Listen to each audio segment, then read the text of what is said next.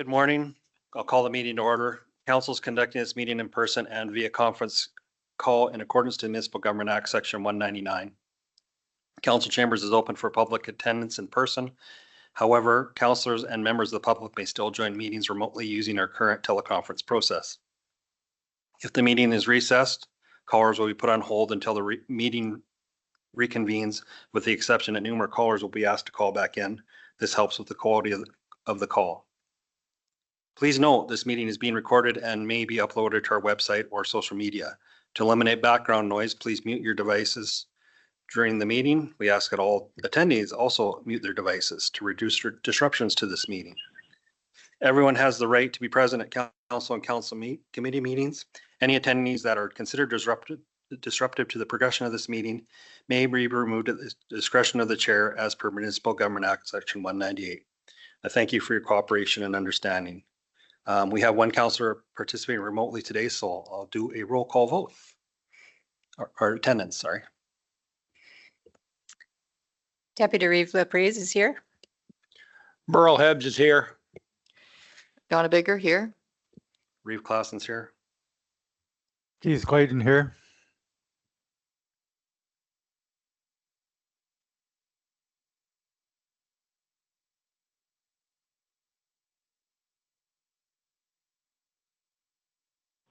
Ron Custer's here. Had to phone in.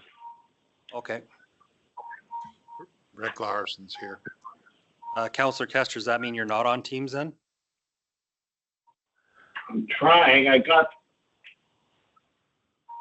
deleted the one I was supposed to be on, and I'm going to try a new one, but I can be on the phone Okay. till I get it done. I may have eScribe is on. Okay, eScribe's on. Okay, perfect. We have a agenda in front of us. There's any additions, deletions, or changes? Good morning, Council. Administration has two requests for amendments to the agenda. First, we are requesting that item 9.3 be moved to an appointment time of 11 a.m. as the potential buyer has asked to address Council directly. And then secondly, administration is requesting the addition of an item under Section 10 closed session regarding the annexation agreement with the town of Strathmore pursuant to Access to Information Act, Section 26, disclosure harmful to intergovernmental relations. Thank you. Thank you. Is there anyone else? Motion to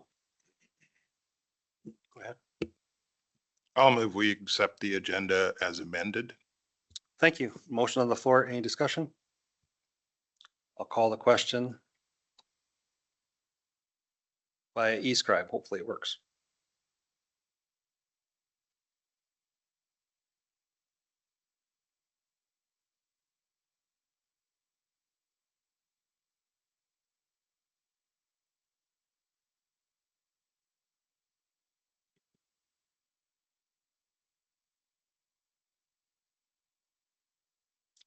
That's carried.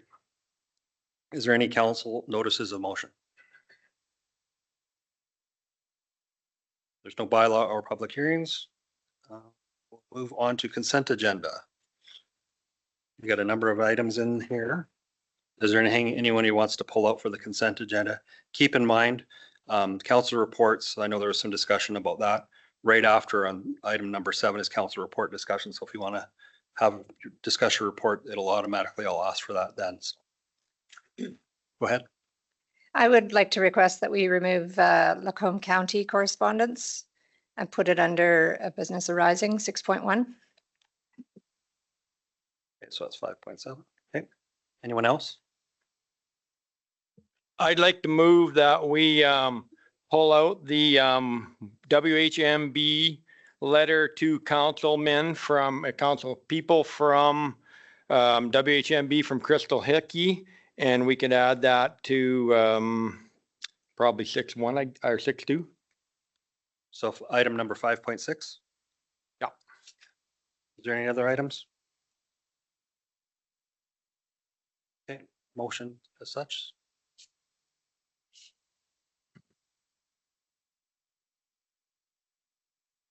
So looking for a motion. I'll move the consent agenda as amended to include 5.1 through to 5.5. What, sorry, a motion, oh, okay, sorry. Thank I you, was waiting. my hero. I will move to remove consent agenda items 5.7, Lacombe County Correspondence dated February 24, 2026, Lacombe Research and Development Center, and added under agenda item 6.1, and also 5.6, Wheatland Housing Management Body Correspondence dated February 23rd, 2026, regarding the response to our request to present, and added under agenda 6.2. Thank you. Motion's on the floor. Any discussion on that motion? Not seeing any, I'll call the question.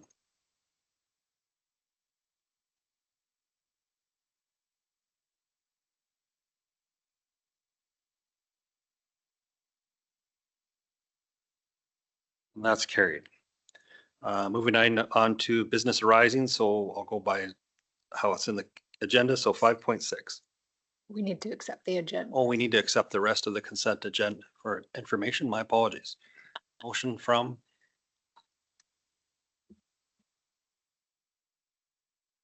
Anyone? I'm looking around. Sure. Okay. Sorry, I didn't see it. Okay, motion's on the floor. Any further discussion? I'll call the question.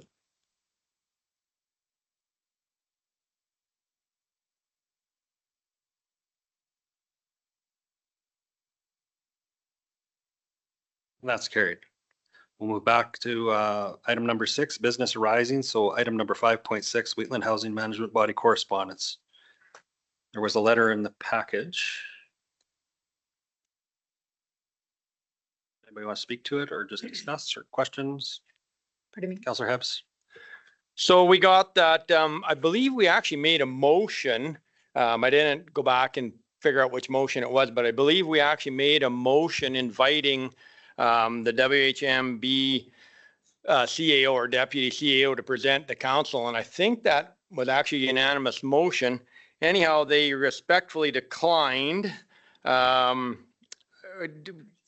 really saying why, just thanking us for our interest, and said in the interest of transparency, HMBS audited operating financial statements will be finalized and available in April. In the meantime, should you have any additional questions regarding the overview of the current lodge, we encourage you to direct them to your lodge board representatives who would be pleased to assist you. I guess if somebody from the lodge could speak to why we were refused, because many people present here. I mean, we can have somebody looking for $2,000 a year tax relief, and they come and present us, and the lodge, sometimes we present several hundreds of thousands of dollars, and they don't seem like they want to come talk. Thank you. Any discussion? It's like, I'm sorry, I'm trying to juggle my regular format with Teams. I like Teams the other day, but I can hear better on my phone. It's personal preferences. But anyway, I got the letter on the screen. At the board meeting when it was presented, it was, the request was for how operations run and more or less an update. And the board discussed it quite a bit, really.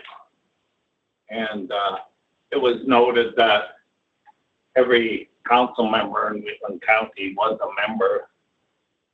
on the board at one time, except one. And it was also noted that Wheatland County has 3 representatives on Wheatland County Council. So the board thought all questions should or could come through them 3 representatives. All 3, I know 2 of them for sure know what they're doing. It's me sometimes I wonder about. But then the other topic was monetary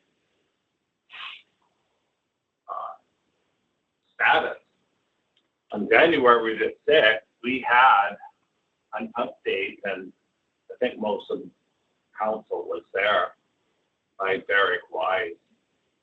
And we have nothing we can offer up.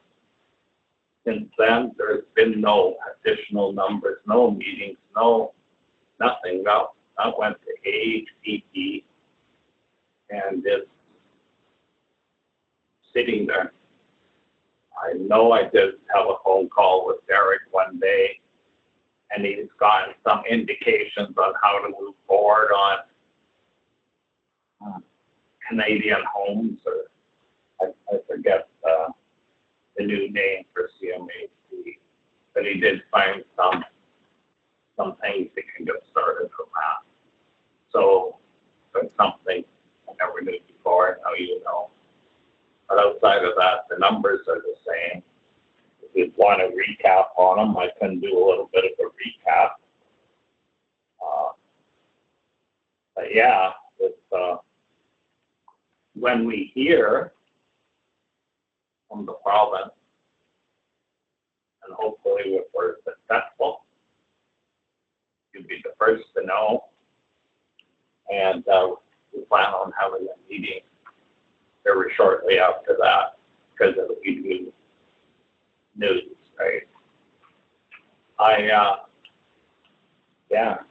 know the slide deck was presented to all of the council too, a couple days after our meeting, so probably go back to January 8th, I believe.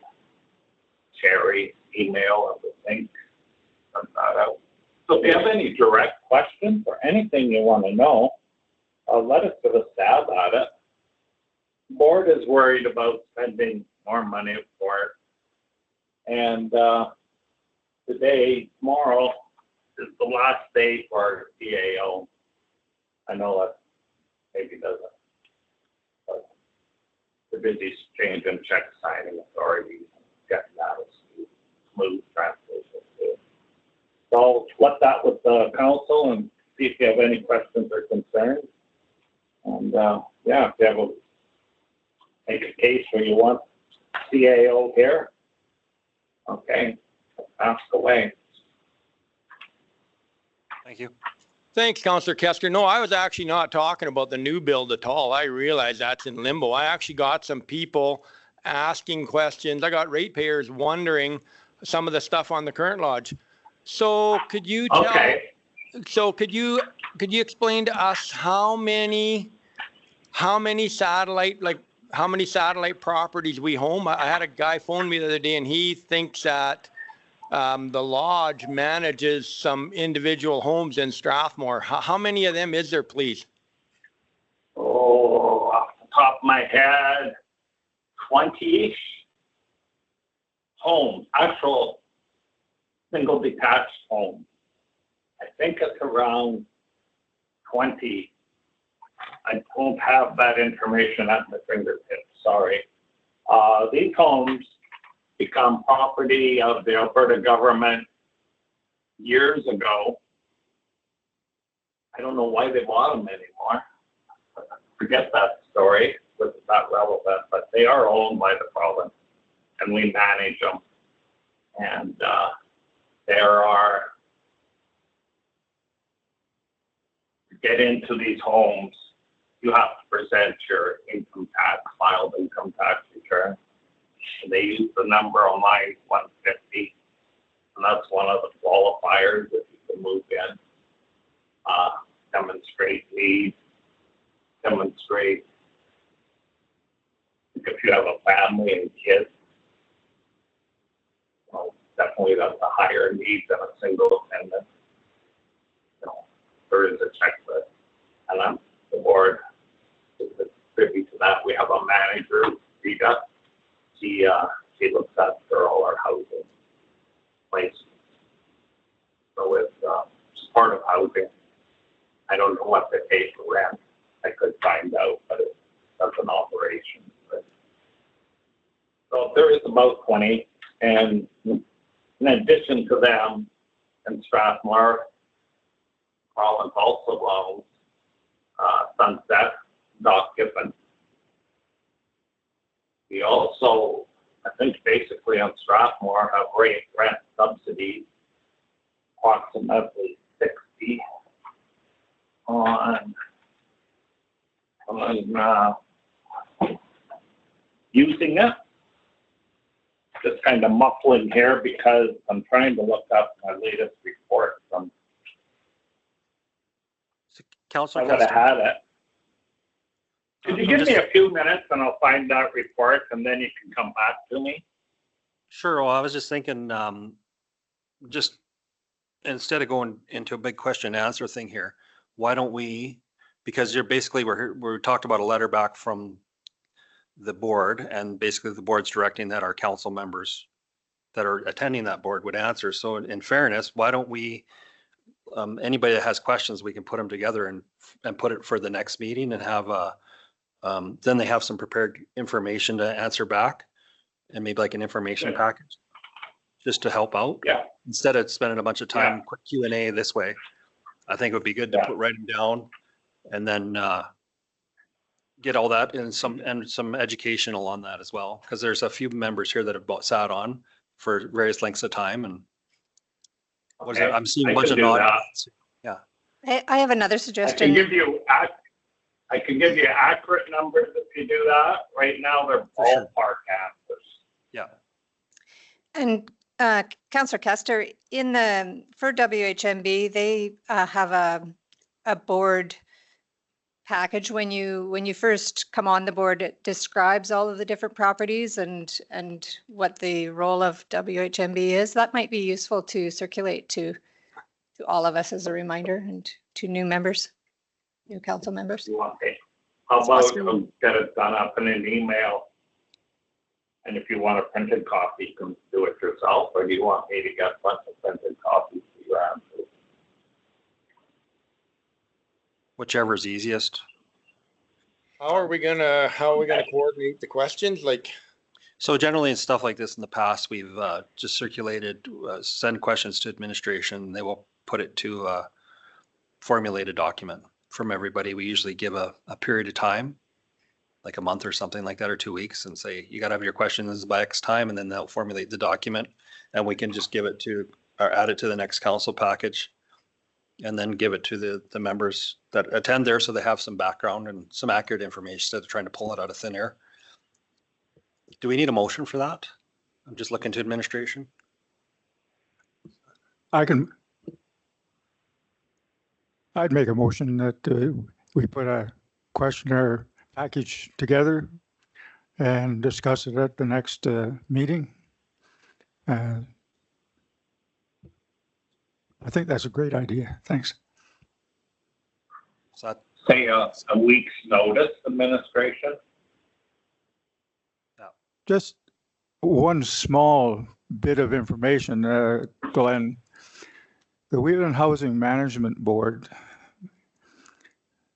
is the largest employer in Strathmore, just as one little item. So just to keep that in mind, it's not a small unit. Thanks. Yeah, you're right.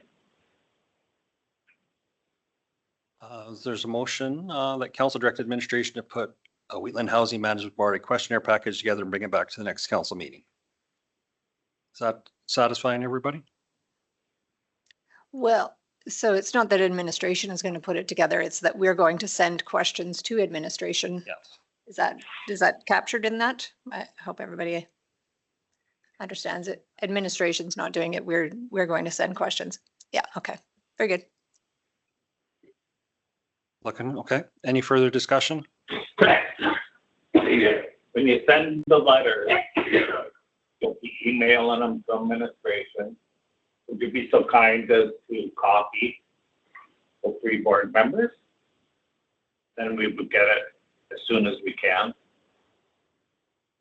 And Fair enough. administration can put a package together for the agenda, and we'll have the correspondence. We can get to work at it right away. Okay, that would, I think, yeah, we have that package that's given to the residents moving in that Councillor or Deputy Reeve LaPriest talked about? If we could have that first, because that might give make more questions to bring forward. And if we could have that sent out ASAP, then we can work with everything. Thanks. I'd have to bring that up to the board. The package has some committee reports in it. I would, especially the financial reports. We give out No, I'm asking for the ones audited that, finance. I know what you're asking for, oh, okay. and just to give you a little history. We give out the audited financial report, and that's our statement for the year. We have every month financial reports in our package, but it's just a snapshot. The numbers haven't been put into the proper, because when you do your audited statements, they're all accountants, auditors are always changing numbers around, they're aligning up for the right year and doing their accounting thing. But if you just read a snapshot of it that hasn't been gone through that process, it could cloud or it could give you a misreading, is what I'm trying to say. Not that I definitely sit down with anybody who wants to look at them personally and explain it, but just to hand them out, sometimes it just doesn't add up the numbers because it hasn't been, that process hasn't been done yet. I know it don't make much sense, but I would like to keep some of the reports out, but you could have probably most of the other. I could bring that up at a board meeting, what we would hand out. So is that what you would give, if I was moving into the lodge today, if that's the package you would give me? Are you talking as a resident or? No. As a resident? Oh, okay. No, Okay, no, that's the package I would like to see. That's the package you want, the move-in Yes. package. Yes, Okay. Well, that's easy, Donna. thank you. Just Thank you. phone the lodge and put your name on the list and they'll give you a package. Yeah, Councillor Larson.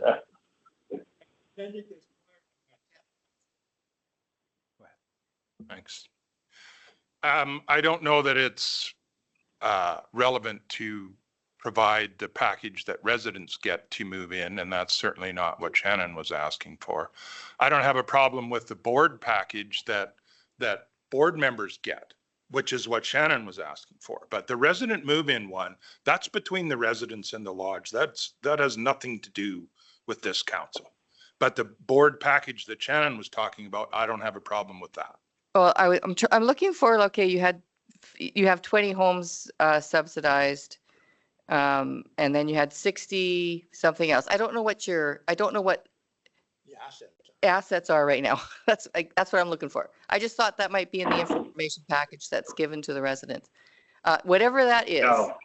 whatever says what the assets are, can you give that out to us? Well, and further to that, Councillor Kester was pretty clear that a lot of those assets belong to the province, not to the Wheatland Housing Management Body. But I think the first step for that is to get the board package that every board member gets and give that to you guys. And then if there's more questions after that, we can answer the questions. We don't want to get into privacy things with residents. Sounds good. Good discussion. Go ahead. Yeah, one of my, I just had a ratepayer phone and say, like, on the website, they're showing MAID, and palliative care as new stuff coming. So all of a sudden people are saying something new coming to the lodge, right? Like, so that's where some of this discussion came from, right? Is that, are we going to have MAID right inside the lodge? I don't know, right? And are we going to have palliative care? So some of those, we can use them next month, but they're arising from stuff that's new to the lodge. Okay, I can answer that right now. the lodge, the residents that are living in the lodge, that's their home. Now, there's been a lot of talk about rights of Albertans living in their home. Right? You have a right to maid, you have a right to palliative care or hospice. So these are new things. We have had hospice support does go to the lodge, and they did a whip. And there was actually went right to the conclusion. And the board has a hard time because that is their home. The main topic, we're looking for ramifications, legal and stuff. We haven't had that question yet, but same thing. It is your right as a citizen. You treat the lodge not as a place to go, it's a home. You keep that top of mind, you can answer a lot of questions. You're treated in the lodge the same as if you're at home. You have the same rights, same everything. So yeah, hospice care, as you're aware, hospice, Cleveland Area Hospice Society has 20-some volunteers that go out and do grief with support, family support. They help the family in this time, and they do go into the lodge, to go into anybody's home that would request it. It's just the thing that the hospice does here. The benefits of it. Yeah, any more questions on that? There's enough that maybe we wait for the written thing if that's, if that's going to be the process going forward. Perfect. Any more discussion before I call the question? I will call a question.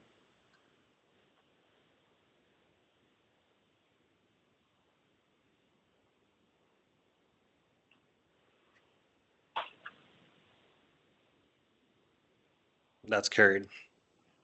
Item number 5.7, Lacombe County. Oh, sorry, go ahead. So just to clarify, Councillor Hebb said that the lodge refused. It doesn't say that. It says, and I'll read it just so that you can get it straight. Since January 6, 2026, presentation to the councils, all aspects of the project are still under development. The board believes it would be more constructive for the Wheatland Housing Management Body to hold another information session for all municipal councils to attend once sufficient updated information is available. That is not a refusal. So the problem is we were not talking about the new build. We were talking about the existing lodge. Maybe if they had been here, we could clarify that for them. It is not the new thing we're discussing at all, Councillor Larson. It is the existing lodge, and some of the questions that my ratepayer, they're saying, like, how many homes do they have and who pays to manage them and la, la, la, la. There's lots of questions. So it was the existing lodge, not the new one. And I think that one of the things that causes some concerns is that when we have those things where there's no audio and no video, and that's good feedback for WHMB, when there's no audio in there and there's no video, then it's hearsay. By definition, it's like, well, Burl said this, Rick said that, Jimmy said that, Pat Fuel said this, like it's straight hearsay. I don't like those behind the scenes, unvideoed, unaudioed meetings. And I think there's some people on council that feel the same way. They feel like a backroom, pool room deal where everybody knows what I'm saying and they can see it and they can hear it. But when we have those other things where there's many, many people in the room and there's no structure or very little structure, and then people are sending texts the next day of apologies because they flew off the handle, one jurisdiction to another and the like, and that happened. So I think that, you know, I don't like these, oh, we'll have a meeting where everybody can ask the question. We can have the meeting right here and everybody can ask the question. Thank you. That's not true. What meeting exactly are you talking about where there's no audio and video and the allegations of texting and all that kind of stuff? Everyone that we don't have here in county council. Okay, let's use your logic and put it to every single board that members of this council sit on. Do you really expect, for example, the Drumheller and District Solid Waste Management Association to come here with all their board members to present to you why they increased the tipping rates? It doesn't happen. For some reason, this council has decided to pick on the Wheatland Housing Management Body. Yeah, you can say what you want, but that's what's going on here. I'll interject real quick. It wasn't an ask for the whole board. It was an ask to have administration come in and just update on the old lodge. Because I think my idea on it was, we were hearing that the old lodge was going to be in play with the new build.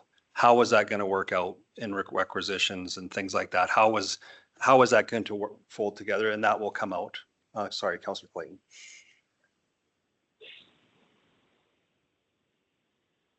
Nothing ever starts with only one question or one answer. Okay. It was our CAO phoned for clarification as to what was going to be talked about. And there was more passed on through that conversation over and above what the letter had as to what was going to be. And so the reply was to that clarification as well as to the letter. So nothing, and Glenn, you can correct me if you remember better than I do, but it was trying to get to the point where the clarification did have the new lodge in it as well. It also had something stated about the hospice, not from here, from a clarification. And you got to remember, you're trying to satisfy the whole question somehow. And so that's where the letter came back that might look like what we're talking about. It was not that we can't talk about how the lodge operates. There's 5 of us sitting here that have been on the doggone thing for more than a couple of minutes, and we know how it operates. And I'd be willing to answer any questions at all because it's extremely well done. And I'd appreciate that. But just remember that not all the things you see are answered because of the letter. It's also the clarification. So we have a motion on this to follow up, and this Okay. will spur the conversation. Yeah. And Go I ahead, think, Councillor Kissner. Councillor Heads mentioned that he wants to have a recorded meeting and backroom deals. None of that happened. The only actions that happened at Wheatland Housing Management Body are properly voted on motions.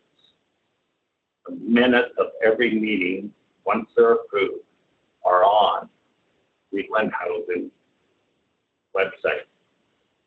That is what we use for governance of the lodge, plus the social housing aspect. There's the odd people, sometimes their emotions are present in the meeting, and that's because of the subject. We don't call each other names. We're not apologizing for emails the next day. The meeting, everybody gets a chance to talk about the motion, and the motions are voted on. And that's how we move forward. We have tried Zoom. We find that we have our meetings in the lodge. And the board members are extremely conscious of bringing anything into the lodge besides their own presence. You don't want to bring a flu bug in there, or cold bug, or COVID bug, any bug into that building. So you're strongly encouraged to stay at home. We tried a Zoom meeting. We have a TV set up at the end of it. And we have a computer set there. And got a speaker in the middle table. But it's not like watching a Wheatland County meeting where that costs lots of money to get that equipment. And the lodge, we're hesitant to spend that kind of money on a recording of the meeting. It's not that we're scared, it costs extra money. And we far sooner keep that money spent at the lodge. And it's that too, all the councils are encouraging us to not spend so much and keep the requisitions down. We're cognizant of that. So our recording equipment is not good. Sometimes people that are on Zoom, they just have to hang up and we'll turn a phone on someplace and whoever closes. It's not state of the art. It's just a computer like you're sitting in front of right now, plugged into a TV. It works, but it doesn't. I would certainly not use it for any publicity. It has to be way better. So that's the reason why we don't have the staff. We have 3 out-of-scope staff, and they're all busy during the meeting. We'd have to hire more and hire more equipment, and that's just not in the budget. So for now, we work after minutes after we go off. There was a question about how many houses are owned by the province. That's a valid question. I don't have that answer. Operations of the lodge. Yeah, I can tell you just whatever you probably want to know on how the lodge operates right now. I don't leave a book because it doesn't include numbers. We have a maintenance person, but a couple, 3 of them, that does the maintenance. They are checking boilers every day. They're checking the water. They're checking the sewer. They're cutting the grass. They're blowing sprinklers, or they're shoveling snow, or sweeping dirt off the sidewalk. Get into a little deeper than another level. These maintenance workers are half paid for. I think half would be a good number. Maybe slightly more, maybe 60% paid for by social housing. Social housing is own entirely different budget. That's the province's budget. So our maintenance people are shared with these houses.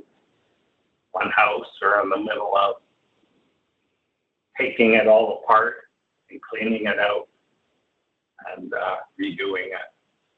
That's all paid for by the province. But our maintenance workers are in there.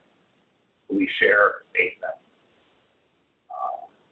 Same as our financial part, our bookkeepers, they are paid partly by social housing. Our receptionist is partly paid by social housing. Our employee that looks after social housing is 100% paid by social housing. CAO, I think, is 25% social housing. We have that all broke up on how they're paid, and the province agreed to pay that much. And work with them. We have a very good relationship. Well, that's a basic overview of how you get in. How you get picked to go in the lodge, only thing I can tell you is you phone the lodge, stop in and visit the lodge, you look at the resident manager, you sit down and you have a conversation with her, and you ask a question for him. And every person that comes in and wants to move to the lodge, given consideration, individual consideration. Every person's story is different. We try to make everybody happy. Their home, remember that. Their guiding thing. Councillor Their home Kester. they're moving to. Okay, I know I'm there so. No, well, I just want to, we have a motion to basically do this at another meeting, so yeah, I would just point out that we can get all those people together in the town office, or we can get them together in our boardroom in the evening. Why can't we do it where it's videoed and audioed? That we are still getting them all together. It's not extra that we're asking them, and it's certainly not picking on anybody. Board, lodge, hospice, WRC, it's not picking on anybody. It's just point saying it doesn't hurt. We have to get all those people, we get them all together, everybody that can attend. We do it in the evening, either in the town office or here in the county. Why don't we do it in here where it's recorded both ways? Thank you. I don't know. Councillor Bigger. Just a quick thing to, through the years that I've been here, with the 8 years, we have had presentations through a lot of committees like WIDEMSA, Community Futures, the ones I remember, Library, ARC, SEWA. I mean, they're not around anymore, same with Canadian Badlands, but there's been lots that have come in and regularly did report to us. Perfect. Any more discussion? And Wheatland Housing just done that on January the 6th, Strathmore Council. And we've done it before, that isn't our first time. If you honestly think that all the councilors can fit in Wheatland County's council chambers, maybe the next one could be in Wheatland County. If you would like that. Strathmore keeps offering up. Yeah. And they do it. They do everything. Wheatland County is willing. The next presentation we have in, I'm hoping May, it all depends on the provincial government, we could do in Wheatland County. If you think so, the audio and stuff in that EC room, I'm not happy with. I don't know, maybe I can talk to Corey, maybe he can give me, maybe if he's warned how many people come, maybe we can make it better. But Wheatland County hasn't been left out, it's just the way it's done. But we do it. We do it a lot. It's not in Wheatland County. You have to remember we support 5 municipalities. Just one last thing. Couldn't, Councillor Kester, is that January 6th meeting posted somewhere then? Recorded and posted? January, no, the recordings, the board said we have a policy about recordings. I know this recording is probably better than any other recording. Most of our recordings are destroyed after the minutes are passed. That's a policy we have. So I think Board. that's what the issue is that if it were recorded here in Wheatland County, if it was a part of our meeting, it would be recorded and posted online for everybody to see in perpetuity. It would be there for anybody to look back on. And that's, I think, what's being asked for here. The board talked about that, and we're probably going to change. We're going to have a discussion. I can't say what they're going to do. because this is new. We'll have a discussion about releasing the next recording. I haven't seen the recording yet. We'll view the recording, and if it's, I'm sure it's better than what we're used to.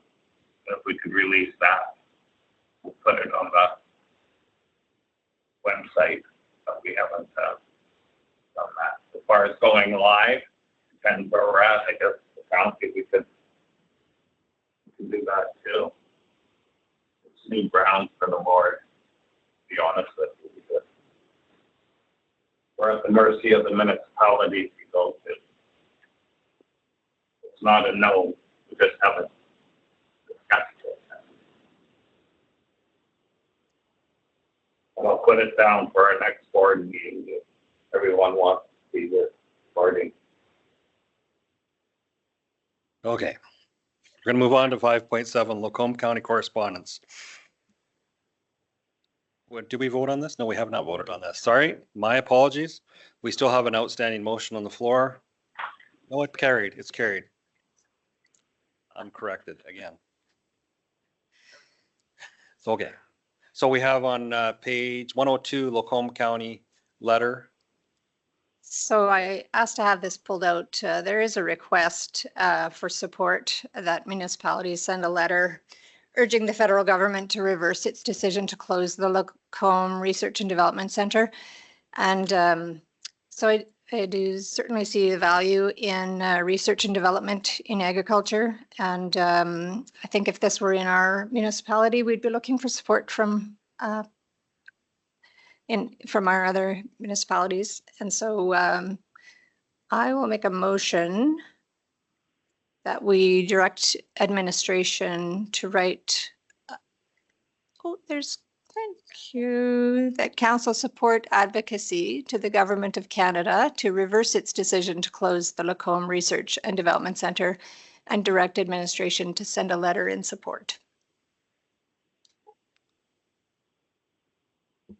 Thank you. There's a motion on the floor. Discussion. Councillor Clayton. I agree. That's exactly the question I asked Mr. Bexty when he was here last time. And you can close research centers in various places, but we don't have many research stations in Alberta dealing with the climates that we've got and the agriculture that we need. So I totally support that. Any other discussion? Go ahead, Councillor Larison. I can support the idea of the letter, but I think that the government's already made their decision and it's not going to change anything. But we can certainly write a letter if you want. I Go ahead, Councillor Kester. agree with the letter. I don't know how many councillors been to Lacombe Research Center. It's very, very clean, everything's accounted for. I can't see losing that data set and try and integrate it into one that wherever else they're planning on moving it. It's a very important place.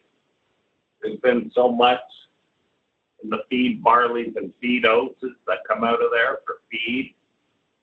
Malting is a different side, but feed for our livestock sector is very competitive, and most of it, like for silage, tonnage, you get a lot of those studies really comes from the Lacombe Center. I know on my farm, barley we use the feed for our livestock. Highly dependent on them reviews. And to lose it would be going back 50 years. Yeah. That's our edge in the market. Don't take it away. Thank you. Okay, I hear a lot of support for the motion, so I will call the question.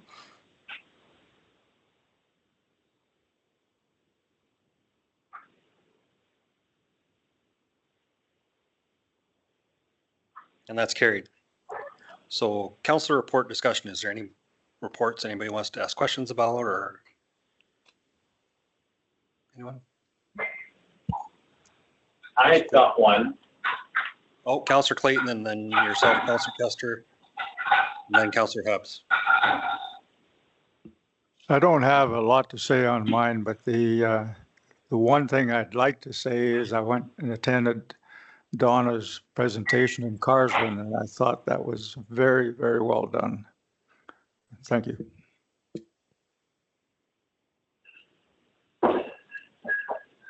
Counselor Kester. Yeah, I just got a question, thinking for maybe Sherry. Did Wheatland Housing Management Body send a letter of information, I'm guessing, and a request that Wheatland County approve of reserves, the Wheatland Housing Management Body? I can't see it. The reserve. Yeah. Through council, through the Reeve to council, yes, we received it. It was circulated to council, and a note that it will be included in a report for the April 7th agenda.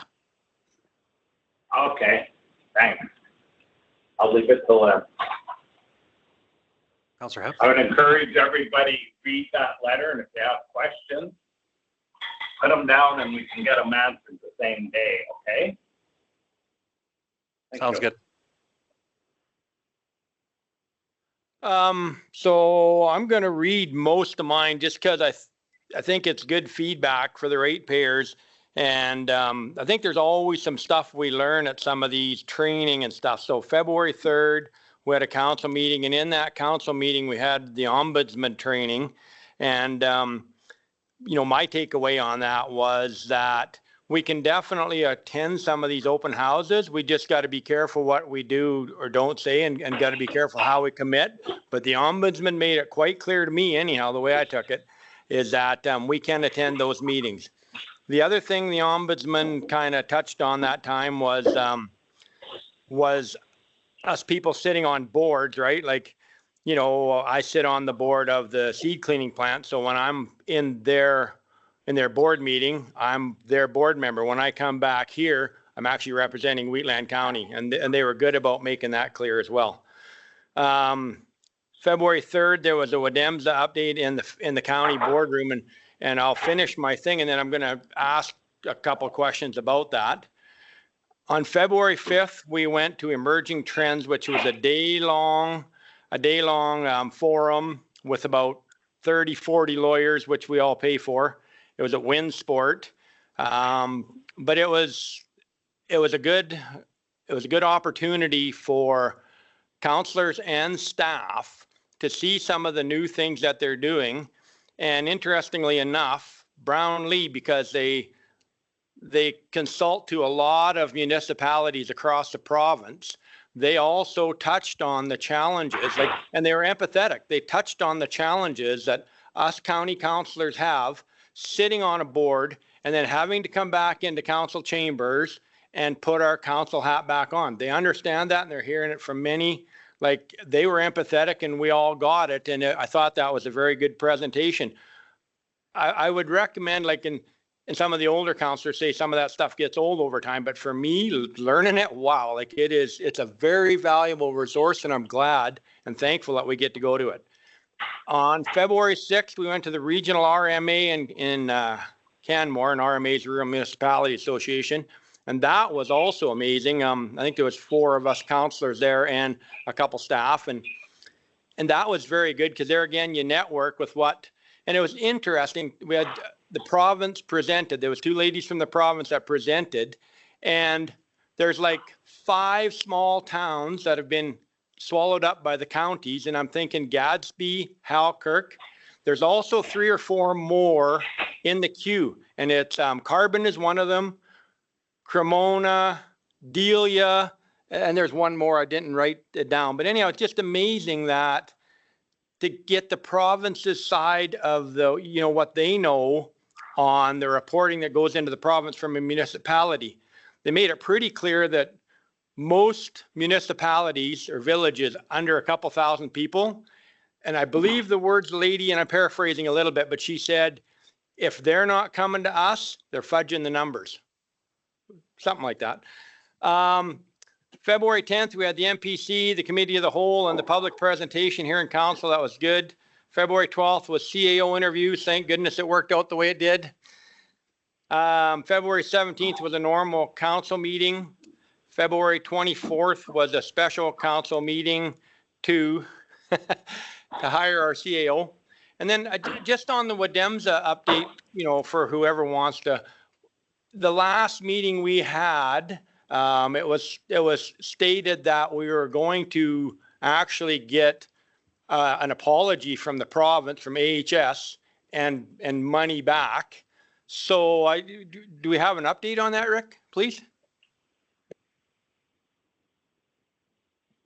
I'm not sure it was stated the way you said, but there's currently no update. They're still in discussions with the two, like I think it's called EHS now, and WADEMSA's legal counsel. So as soon as we know, we will definitely be providing an update because we want that put to bed. Thank you. Yeah, you know, I think even the presenter said that, you know, there was going to be the St. Albert Gazette or something like that was, and that there would be, you know, a fulsome apology printed in that paper. Thanks. That was, yeah, and that was the Edmonton Journal, but nothing's been finalized yet. So. Thank you. Perfect. Anyone else? Not seeing anything. We don't have to do motion to accept his information because that's already done. We have some presenters here from the RCMP. Now, do we have the first one from Drumheller here? No? Okay, perfect. Just wanted to make sure. Did you gentlemen want to present early? Okay. Well, we can, let's get it. Yeah, for sure. If you want to come up, Staff Sergeant Mr. Wogosh, and report away. It'll be hefty because it's been a while, but Absolutely. I'll try to get through this to try to make sure that we give a fulsome update and we have the ability for some questions if needed. My colleague from Drumheller, I spoke to him this morning.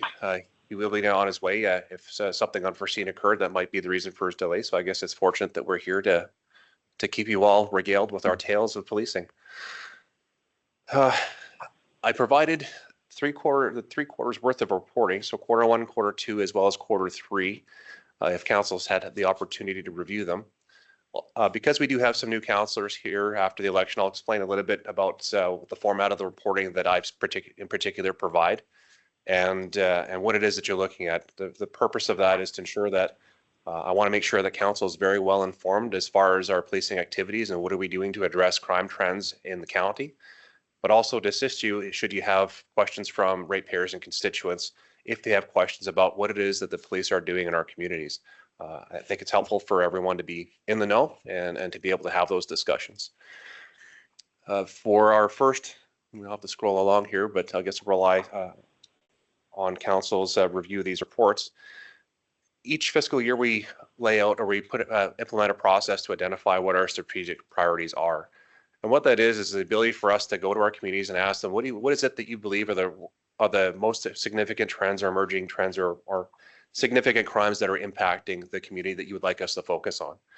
Part of that discussion involves an internal review of what our crime statistics look like and what it is that we're seeing, and we find some alignment on what are we going to strategically focus our energies on to get essentially the biggest bang for your buck in the community with, you know, the most significant crime trends. For this current fiscal year, we identified 3 areas that we were going to focus on. The first is the reduction of property crimes, that being break and enters, theft of motor vehicles, and theft from motor vehicles. The second was to ensure that we're addressing road safety concerns, that being the reduction of injury collisions and overall reportable collisions. And the third that I find very important is community engagement, to ensure that we're speaking to our communities and finding out from them what it is that their concerns are and ensure that they're educated as best as they can on how to best protect themselves in the community as well.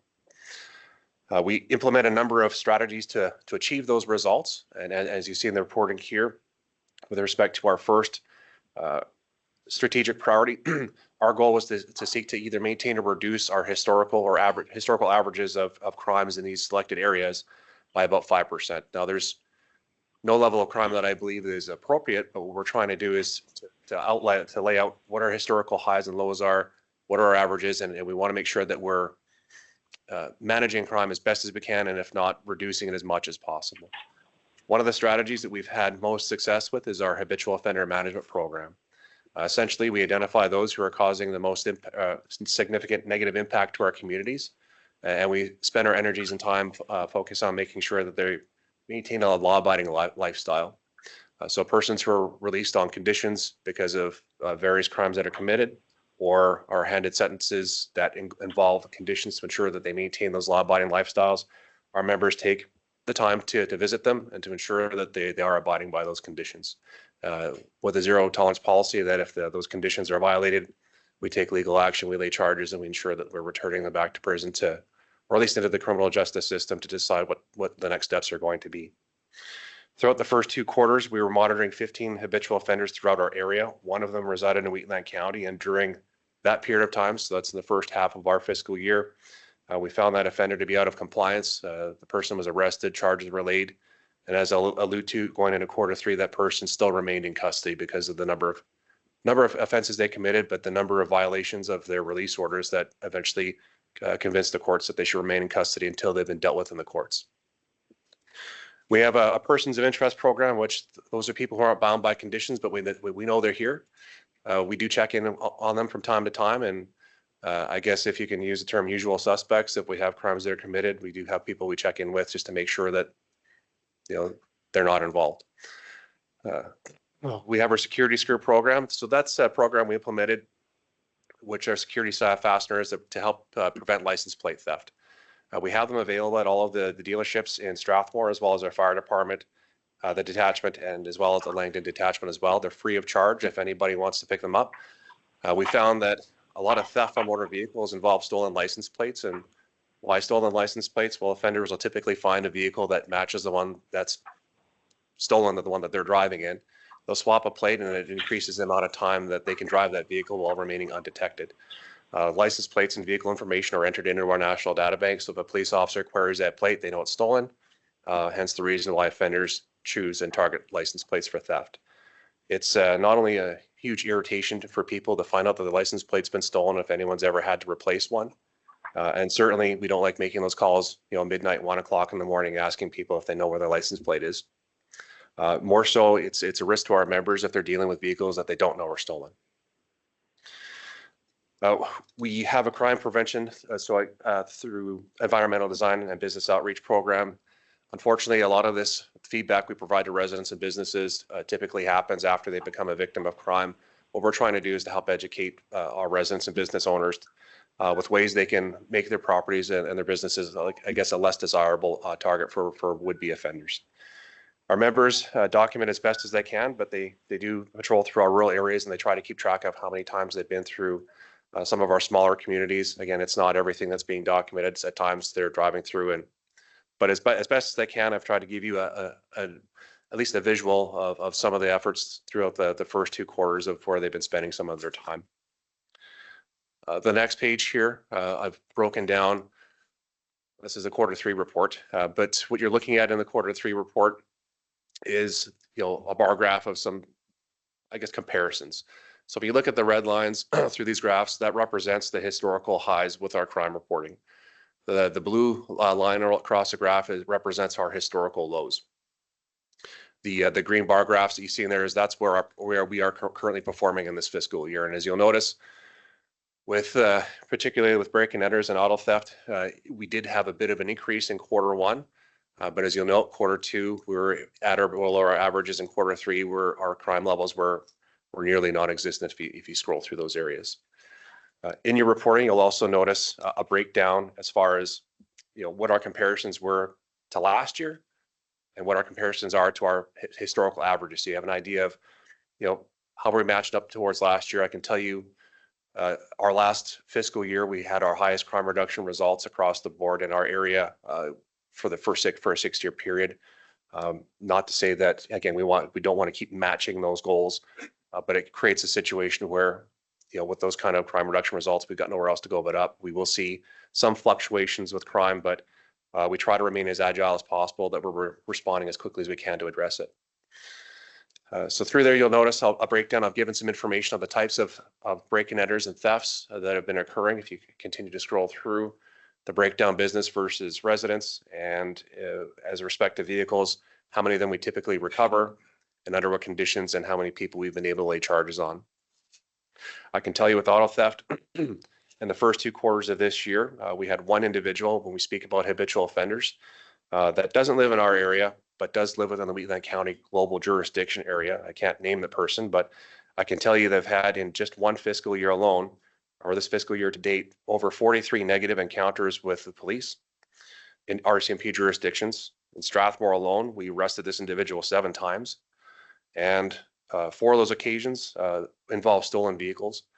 One of those occasions involved the bait car that we did have posted near Carsland that the individual stole, and we were able to catch up to them and put them back into custody again. So it's just a bit of a, I guess, a bit of a visualization of, or an appreciation of who's committing the crimes in our area and where they're coming from. And I can tell you, the vast majority of crimes committed with the county are people don't live here. So we do try to deal with that as much as possible through our habitual offender management program. We leverage our criminal analysts at the district level who track these people. Our district crime reduction team, in fact, was proactive with rolling out this bait car program through our area to help snare some of these individuals and to try to I guess, prevent, detect, and deter crime as best as possible, but to catch these people as frequently as we can to ensure that they're spending less time in our communities committing crime and more time thinking about their lives in jail. As we move along into our next priority, and again, we're looking at Q3 results, is our road safety initiatives to reduce overall reported road collisions and injury collisions as well. We achieve that through a number of different means. Enforcement is a way of deterring dangerous driving habits, but we also roll out our check stop program throughout I guess when I'm looking at, I should bounce up to the current report that you're looking at.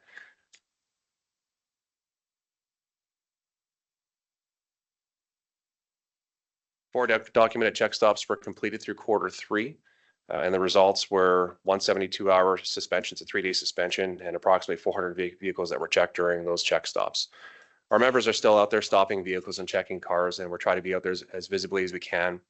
I can tell you, we also share this information with our peace officer partners here at the county as far as what it is that we're seeing, and then they've been a very helpful partner with maintaining visibility in our rural areas to help with that deterrence effect.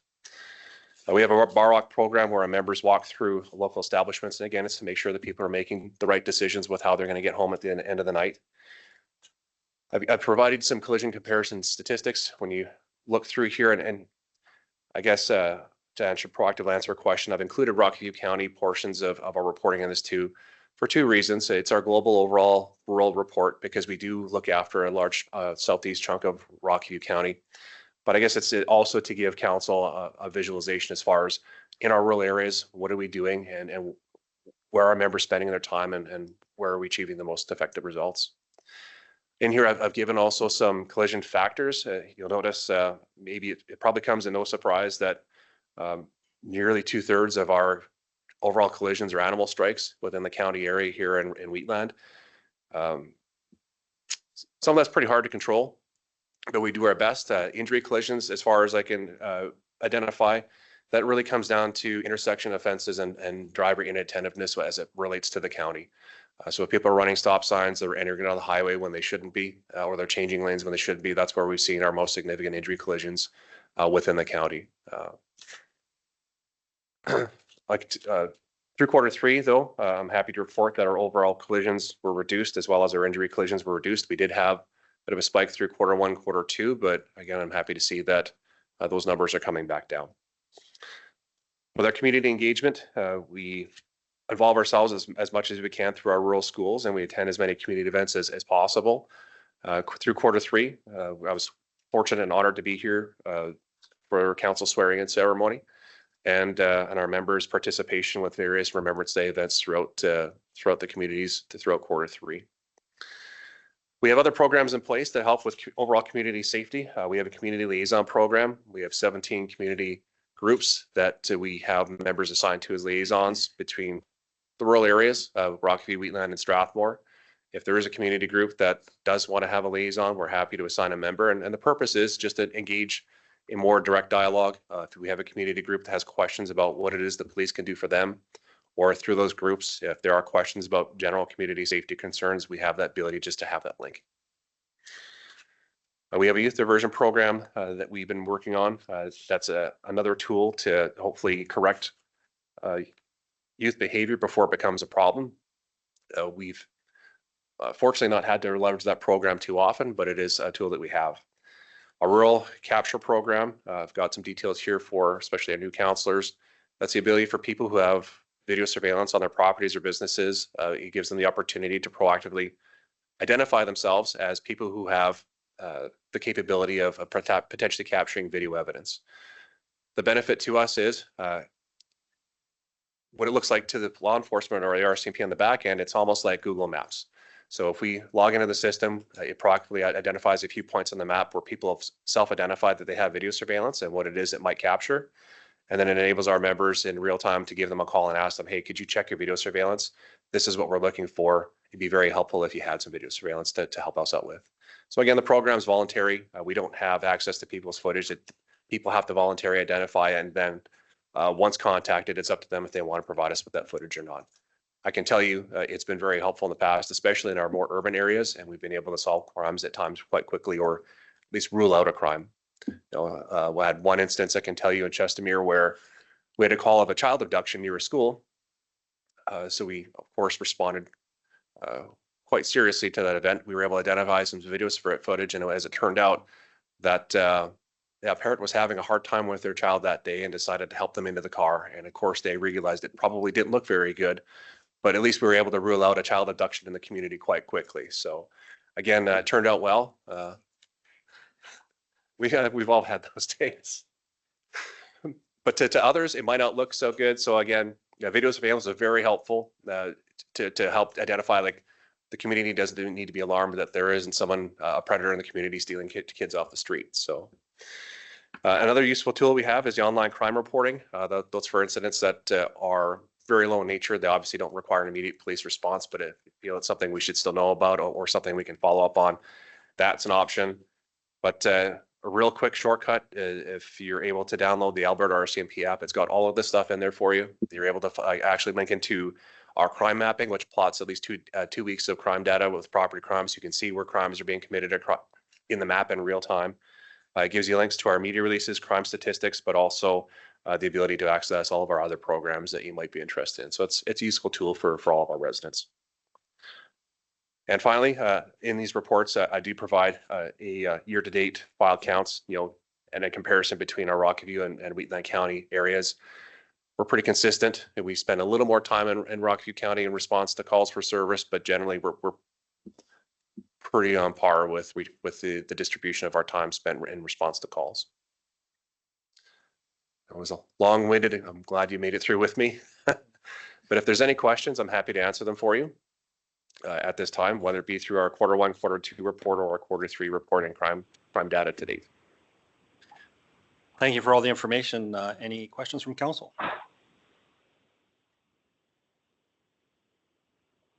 The only question I have, Go ahead. I think it was last November. I think your area comes down to Rocky Ford, but how much further it goes north, I'm not sure. Yes, we There was cover. an incident.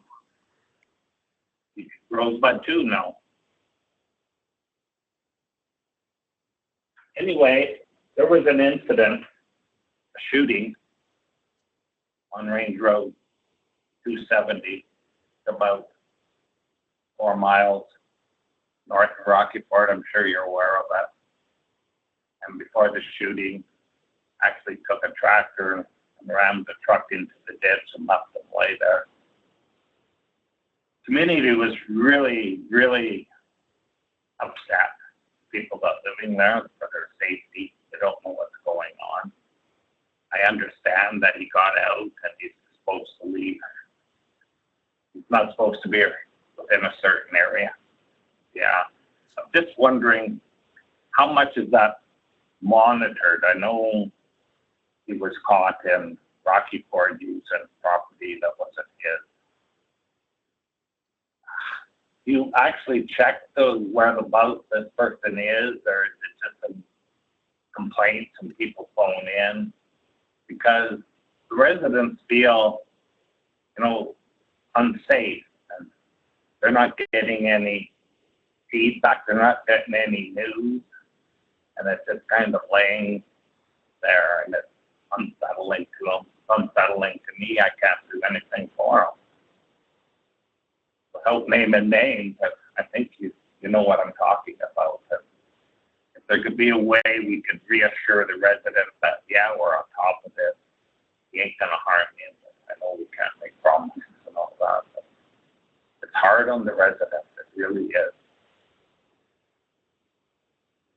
Certainly, I appreciate your comments and the concerns of our residents. That particular occurrence did happen in the southern part of Drumheller detachments area of Wheatland County. Fortunately, my colleague here, Staff Sergeant Lafleur, is here and he can answer those questions. I can speak generally. If we know a person's been dangerous and they're at large on conditions, yes, we would conduct checks. Some of that does come in the form of calls from other affected parties or residents if they're aware of these conditions. It's certainly people, if they're victims of the original crime, they're told what those conditions are and what the outcomes of the court proceedings are. And we do at times, speaking generally, get calls from those parties if the person is believed to be outside of their conditions or not abiding by them, and the appropriate response is made. But I can call upon my colleague, I guess, at council's preference to answer that question perhaps now or when he makes his report. When he does, you can follow up with it as well. Okay, so I guess to answer our councillor's question, perhaps I'd just like to ask on the copper wire theft that's happening rurally. I mean, I believe I heard, and just on the news, that they were going to change the law to make it harder on the fences where they sell the copper wire. Has that happened?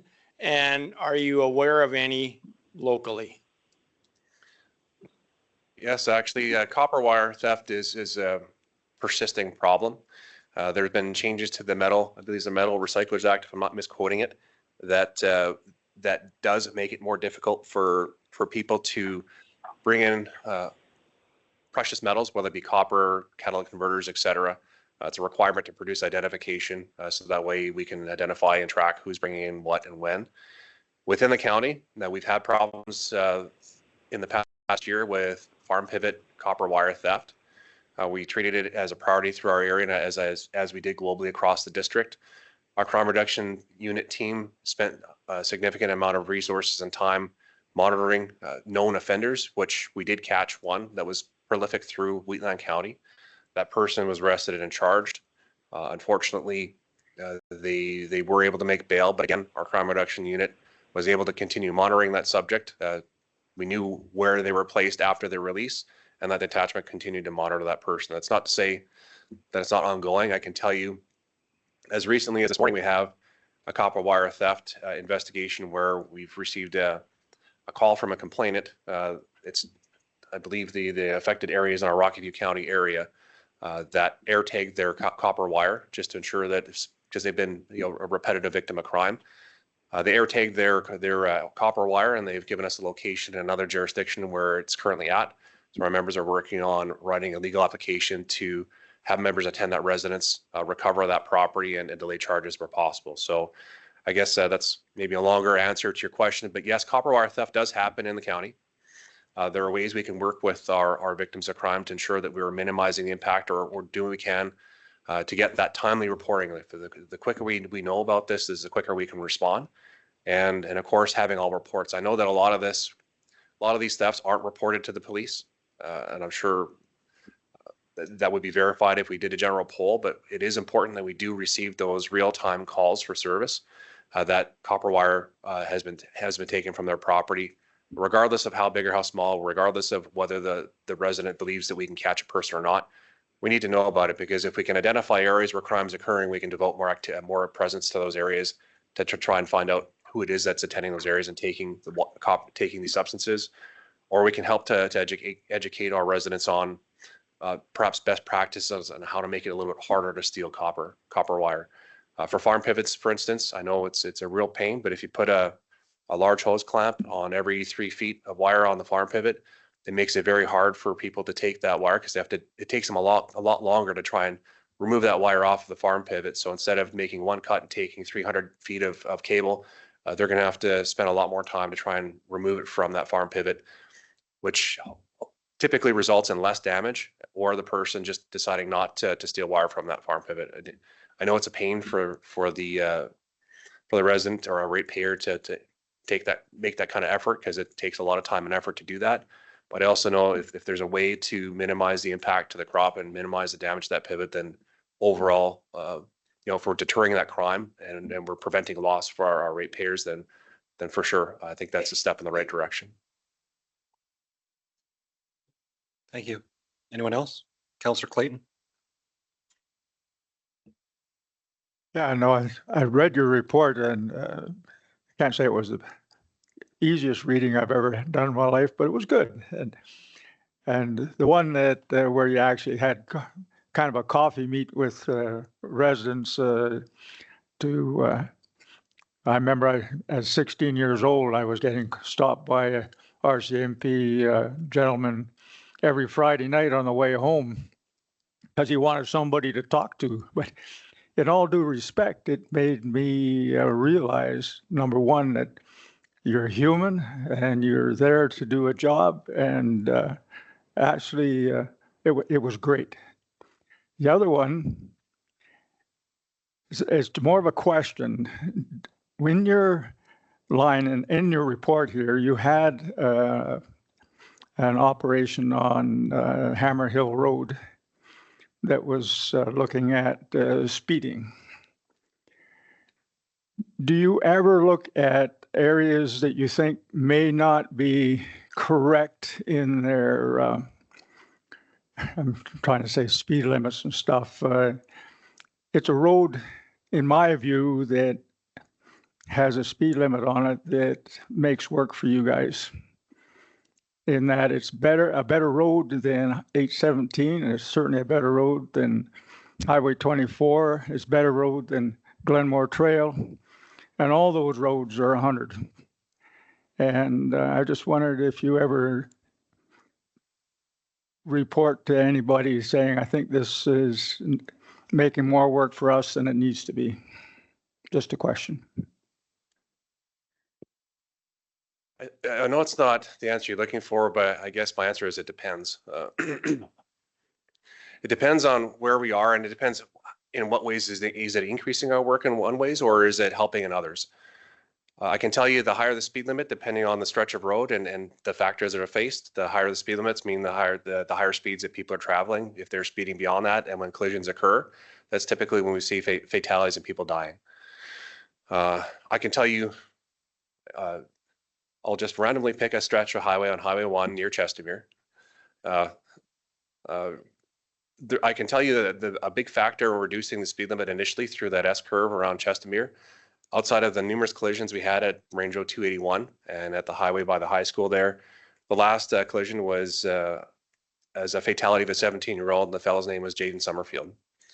That was a fatality of impactful fatality of a young person in Chestermere at that intersection, and it highlighted a lot of the serious collisions that happened right in that area, which initially led to the decision, I believe, by the Department of Transportation to reduce the speed along that corridor, especially with the volume of young people that are traveling to and from that high school from Chestermere and on and off that highway. Again, not speaking to driver competence or skills, it's just the facts and data that we saw at the time. How it's evolved from then to now, I can't speak to those 100% to those decisions. On a policing perspective, yes, it does create more work if we're issuing violations because people are in a rush these days. There's a lot to do in the day in too few hours, and we do see ongoing persisting problems through that corridor. In fact, we still have serious collisions in our detachment area because most of that area does fall within our area, not just Chestermere. But we do see some quite significant collisions along that entire corridor, Conrich Road at 283, Garden Road as well. In fact, this last snowfall, our members were mainly tied up at that intersection with a number of crashes that happened there. And had the speed limit been higher, we would have been dealing with a lot more significant wreckage to deal with. So I guess, again, it depends. It depends on a lot of different factors. I've heard it. I know a lot of people aren't very happy about that corridor. I guess the only way to seek a review of those decisions is to speak to the people who make those decisions, and that doesn't rest with us. So, To answer your question, that was a council decision a couple of years back, and it was recorded. It's on YouTube. Unfortunately, it is our role to set on the roads that we own the speed limit, and that comes with traffic reports and engineering reports on design capacity, things like that. And there is some input, I believe, from the forces as well. And that was mostly resident driven as well. So resident complaints, yeah, there's all kinds of factors. It's those real pleasant decisions we get to make. Is there any other question? Go ahead. So you have to forgive my frugal nature, sorry. And I don't know if this is even the appropriate place to ask, but I'm gonna. So I understand that you have a bodyguard, and I just wonder if all department heads do, and I don't know if if that's a question I shouldn't ask, but my frugal nature sees two guys and then somebody comes from the Drumheller detachment and he doesn't have one. So maybe you guys are, anyhow, sorry. well, I get your point. I'll introduce Sergeant Jay Salmon. He's my operations NCO, so he's my deputy chief of police.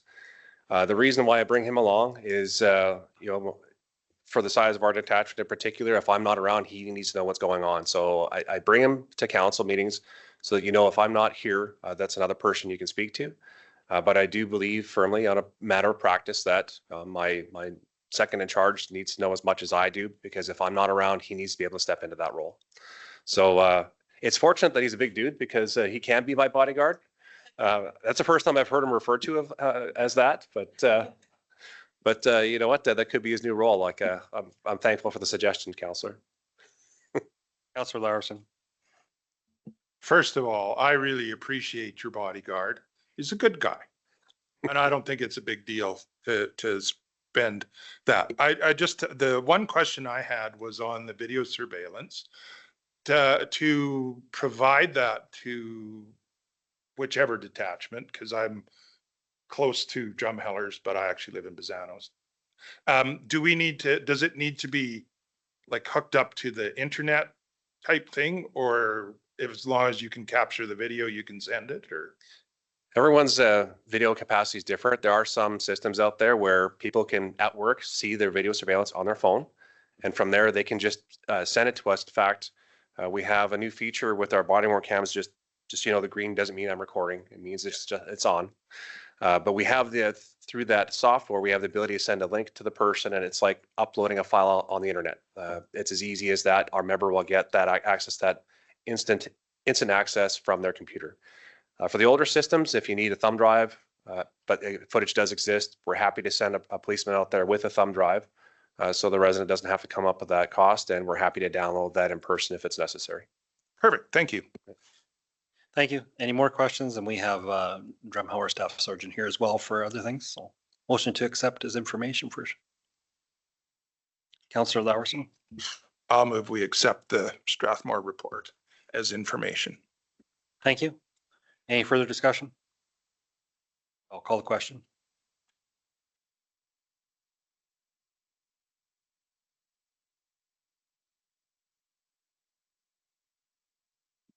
That's carried. Thank you for coming. Thank you, Your Worship. Move on to our item 4.1, Staff Sergeant Christian Lafleur. Hopefully I say that right. And he's the Drumheller detachment. And I'll just point out to council, staff gave us these map, so shows you just how many. We have 5 detachments that are within the county Wheatland. And you have part of it and one with some answers to offender I hear. So welcome. I didn't know I needed to bring a bodyguard, so should I be nervous?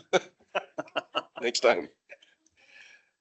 Before I start my presentation, and it's going to be a hard act to follow.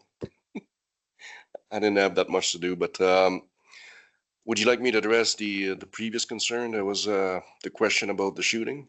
That would be a great way to start out since it was pretty fresh. So, yeah. Perfect. Thank you. So when I first took over, I had the unfortunate opportunity to go talk to most of the victims in that occurrence without naming names, obviously.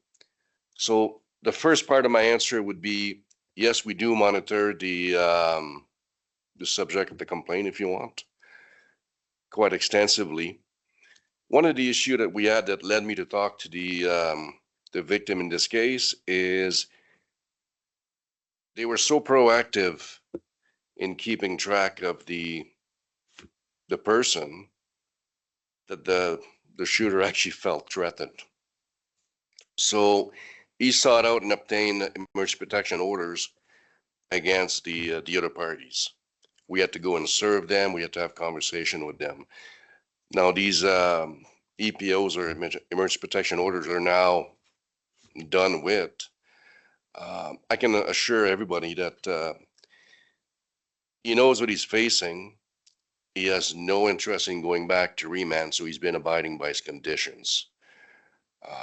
What we're seeing for a while, it was almost like not tit for tat, but a little bit of overzealousness on some part of some people. I think they've realized that it doesn't serve any purpose. So, like I said, and we keep monitoring him. We keep getting report of he is there. Is he supposed to be there? We had an investigation in one of the places that he's allowed to go and work. We watched the videos and everything. So, like I said, we take it very seriously. If we have any complaints, we'll go and deal with it right away as a high priority. I could go in more details, but I think the point's pretty well driven. Yeah, for me, is there any questions, Councillor Kester?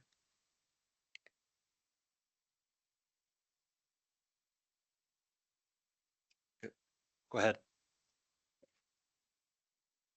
So let me preface this by saying that yes, the detachment over the last little while was short, both in admin people and members. The light of the tunnel is there. I have one member that's coming back from paternity leave next month. I have a new member that just reported. He's actually unloading his truck right now, so he should be starting to work in the next couple of days. We also have a Calgary police that's patched over. He's going to go to depot in March, or actually May, beginning of June, for 3 weeks, and then he's going to be at the detachment working for us. So that's going to leave us one art position that we're trying to fill. I've been making some calls. I'm hoping somebody from Saskatchewan has expressed interest that I can convince staffing to bring him over to us, and that'll make us fully staffed. And that's going to allow us to meet our goals a lot easier than the detachments had to do in the last little while, which I'll get into in the priorities. Okay. So our first priority, of course, is crime reduction is pretty well encompassing, but it's prevention. So one of the things that I've been emphasizing is we need to check on our offenders. Shooter case in point, but other people as well. So during that past quarter, we did about 250 curfew checks, condition checks on some of our offenders. As a result of this, we're able to breach quite a few of them, send them back in front of the judge, getting released again, but that's out of our control, I guess, unfortunately. Some of them, though, were able to be remanded for a little bit. The ones that we weren't able to catch right away, we put out for warrants. So when we do a warrant run-up, or if we go in, because even if they're not there for one day, we'll go back the next week to there, we'll arrest them on the warrants. Again, because we were short, I had to, well, not me, but we collapsed the sections, putting the focus on first responders, like general duty, calls for service versus my general investigative section and so forth. So as a result, we weren't able to do any fraud presentation in that quarter. Property crimes, street sweep, we had to cancel. Well, the street sweep, it was -40 the day we're supposed to do it. Apparently it's too cold to put people out to help us, so we canceled it.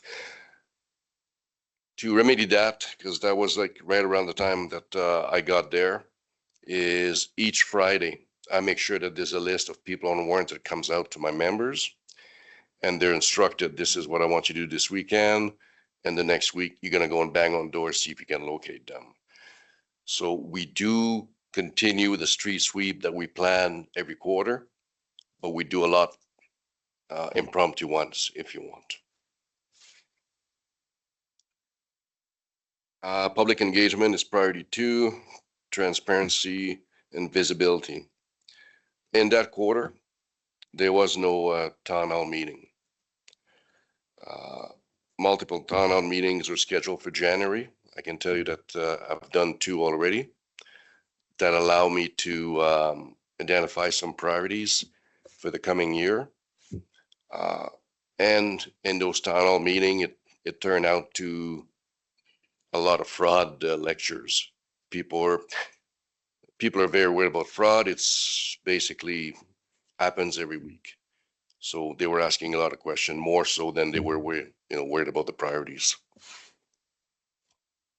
We completed many media releases this quarter, or that quarter is to say. We partner with the Drumheller media per officer. We're putting stuff on their webpage as much as possible when we can.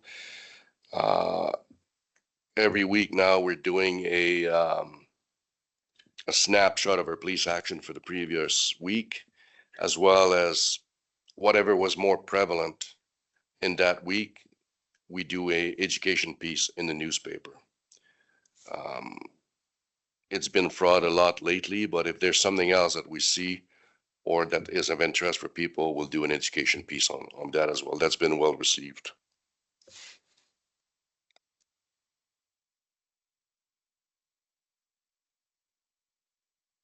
We attended the Remembrance Day ceremony in Red Surge and multiple communities this past year. We took part in the Crown the Cruiser, and we collected food, toys, and stuff for the community. In the coming year, we're looking at expanding that with other initiatives. I partner with the Victim Services. We're planning on doing for the summer what's called a positive ticketing. So, sounds good, sounds bad. We're partnering up with some of the local businesses that are willing to donate prizes. Just before the end of the school year, the summer, if we see kids doing something positive, we'll give them, I think McDonald's is one of our partners, we'll give them like a coupon for a McFlurry or something, and then a ticket for, we haven't determined the big prize yet. But we did that in Fort Macleod. It was extremely well received, and the kids are happy. But the main reason we're doing that is we're trying to put a face to the police officer versus, like, there's nothing worse that, everybody knows what our cars look like and what we look like from here to there. I'm trying to change that. I want my guys to be out on the road, on the streets, and talking with people.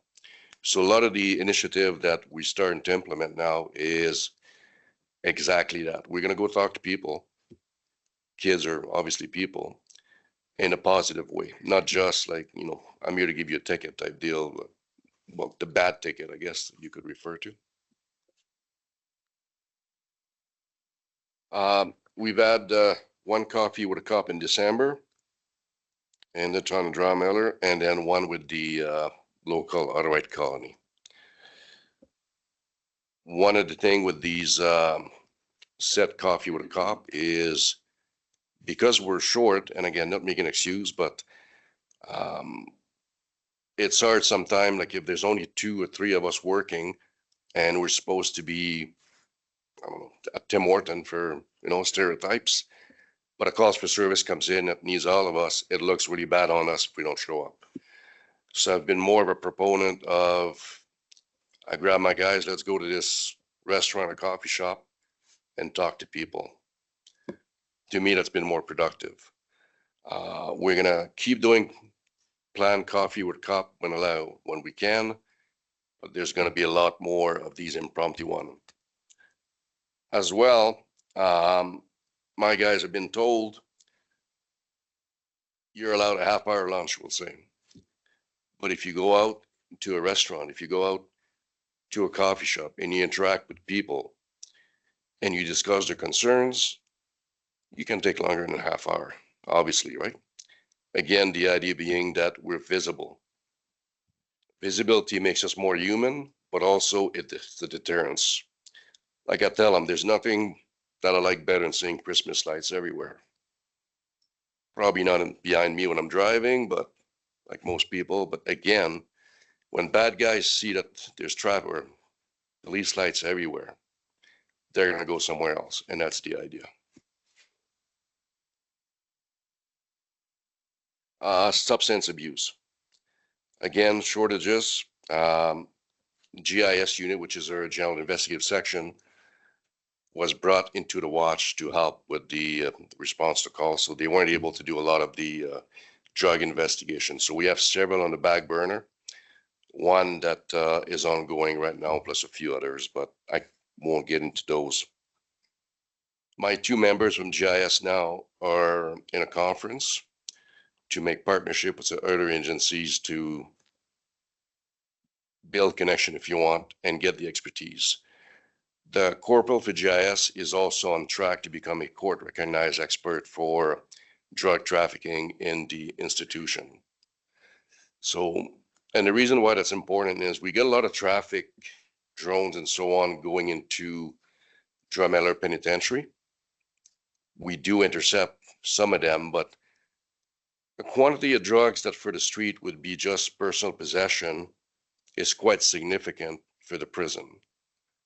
So he's working on his resume and getting the courses he needs to be able to go to court and be recognized, in his opinion, to be valid to say, well, you know what, like a gram of meth is nothing, but in jail, that's worth a lot of money. That's going to help us prosecute more people, if you want.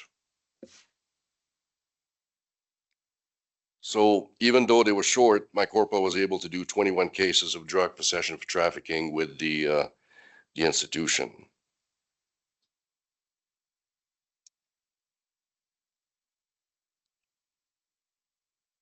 Okay, priority number 4 was enhanced road safety. Not happy with this number, but we'll leave it at that. So the Drumheller RCMP were able to successfully remove 5 impaired drivers from the road during that quarter. We completed 4 check stops during this period, which resulted in another impaired driver being caught and charged in addition to 5 other impaired drivers. So when I look back at the calls from the last year and what we've done, traffic seems to be our #1 driver for calls. So what you're going to see in the next little while is we don't have quotas, because quotas are a bad word. I do have expectations of my members. I'm reorganizing my admin services to take some of the jobs away that are time consuming from my members in order for them to be freed to go back out on the road. I'm expecting them to have a lot of interaction with people, traffic stops, and so on and so forth. One of the reasons I'm doing that is not because I want to run a traffic unit, but in my experience, the more interaction we have with people through traffic stop is how you get your impaired drivers. It's how you get your drugs. It's how you get your warrants. And you're visible. So they've been instructed to do that. I monitor what they're doing.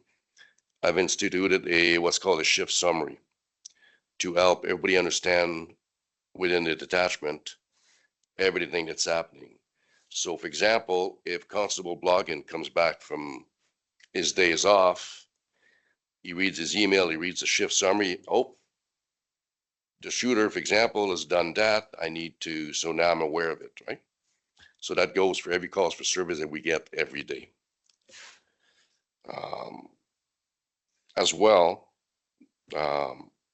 every night, they're going to go and do the curfew checks and everything, and I check. If I'm not happy with the numbers that they've done, we're having a little conversation. As a result of that, I've noticed that, I don't know if they're, because I'm not very popular, they're avoiding the office, but they're not in the office that much anymore. They're a lot more visible, so people seem to be happier with that. And that should make up for the numbers for the next quarter. I can tell you that the numbers when I present the next quarter report will be a little higher than this.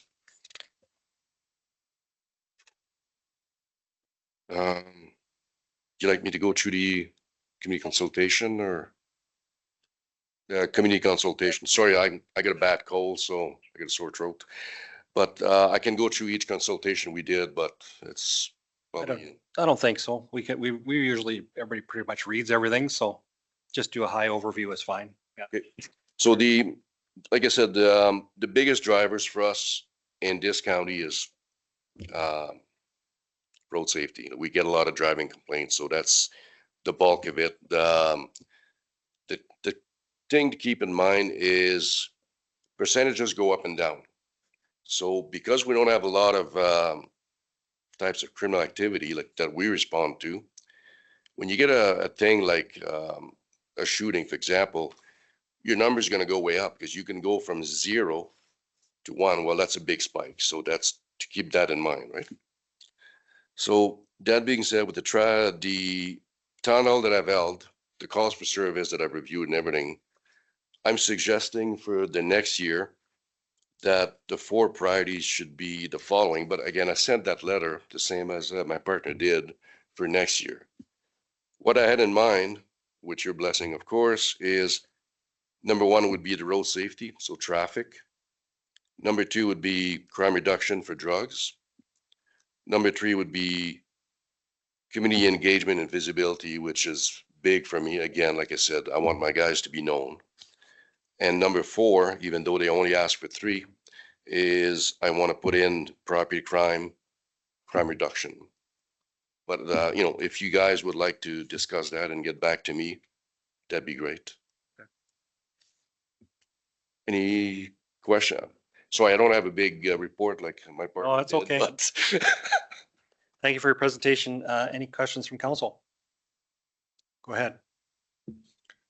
Thanks for your presentation first. Just a couple of things. First one is you need to talk to Mark and get Drumheller onto the license plate screw thing. okay. That's a super thing. And I buy all my vehicles in Drumheller and then I have to come to Strathmore to get my license plate changed. Self-serving. The other question I had, I have one I want to ask you offline because I think it's a bit sensitive. But the other one is you have a drone, right? Yep. How successful has that been? The last town hall we had in Dallam, you guys had just gotten it. Mhm. And it sounded like it was going to be a really good thing because as you know, in the rural parts of particularly in County of Wheatland, there's all those coulees and the badlands and stuff, which are next to impossible to navigate as a officer on foot. Mhm. So has that been a very successful program? Yes and no. Probably not what you want to hear. No, that's fine. So my pilot for the drone got transferred. So I'm in the process of training another one. We did use one in one instance pretty successfully. also involving a dog and a few other things, but the drone was a key part of it. So yes, it is a very useful tool. I can tell you that I've used one in Fort McLeod on quite a few occasions, and it actually prevents a lot of bad things from happening, right? We're looking for an armed guy. We saw him in his vehicle asleep. Well, that's great. We didn't have to get close and wake him up till we were ready, right? So yeah, it's very successful once I have a pilot again. Okay, well, thanks. I like good, honest answers. If you're going to do another town hall in Dallam, that's in my division. So hook up with me and I'll try and drum up unintended people to come. Okay. The town hall were successful in some aspect. I was able to connect with the various Rural Crime Watch and, chapters of COP and basically assign them a member. Because I think they had been neglected for a while. I don't know if your community has felt that in some ways, but okay. So yeah, maybe I'll connect with you then. Yeah.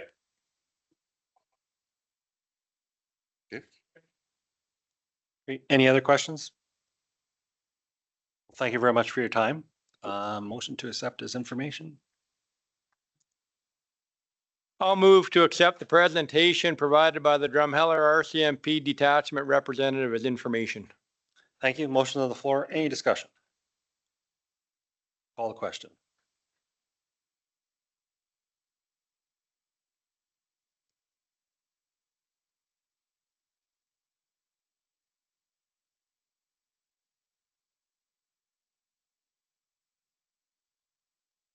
That's carried.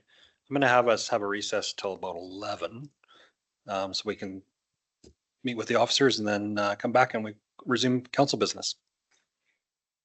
We're going to resume council meeting. We are at 9.3, which was an 11 a.m. appointment that was on the agenda as presented this morning. Offer to purchase Lot 4, Block 8, Plan 0614100. Go ahead. Good morning, Council. Sherry Bars with administration bringing forward an offer to purchase approximately 1 acre from roll number 9455030, Lot 4, Block 8, Plan 0614100. That includes the existing commercial building at 1 Muirfield Boulevard in Lyalta. The property is a 2,960 square foot standalone commercial building constructed in 2006. The purchaser intends to develop it as a full-service community pharmacy with integrated primary care services, addressing a healthcare service gap in Lyalta and surrounding communities.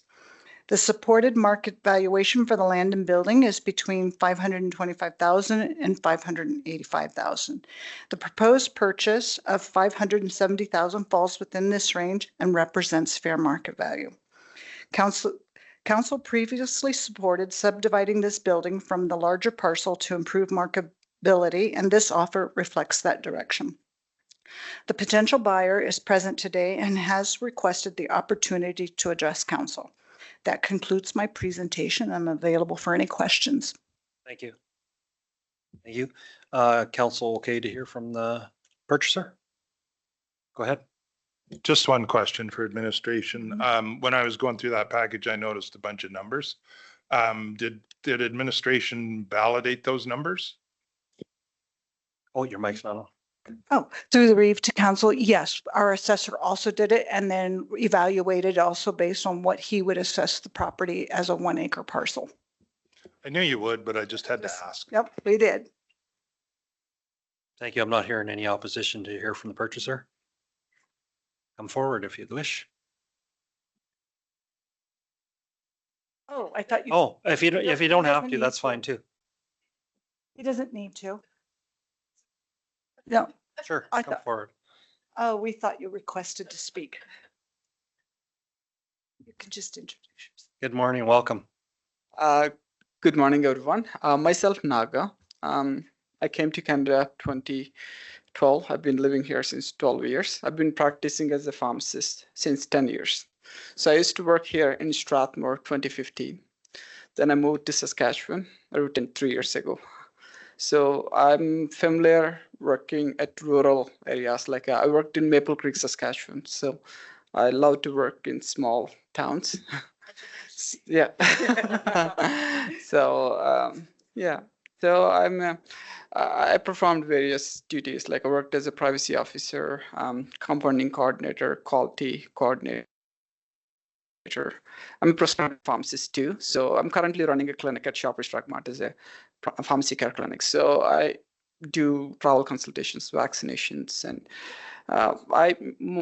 mostly everything. So because of increased scope of pharmacy practice, like we're able to do everything, like even giving lab requisitions, and so that helps a lot. Like I'm very passionate to work with the people, so yeah. Well, thank you very much.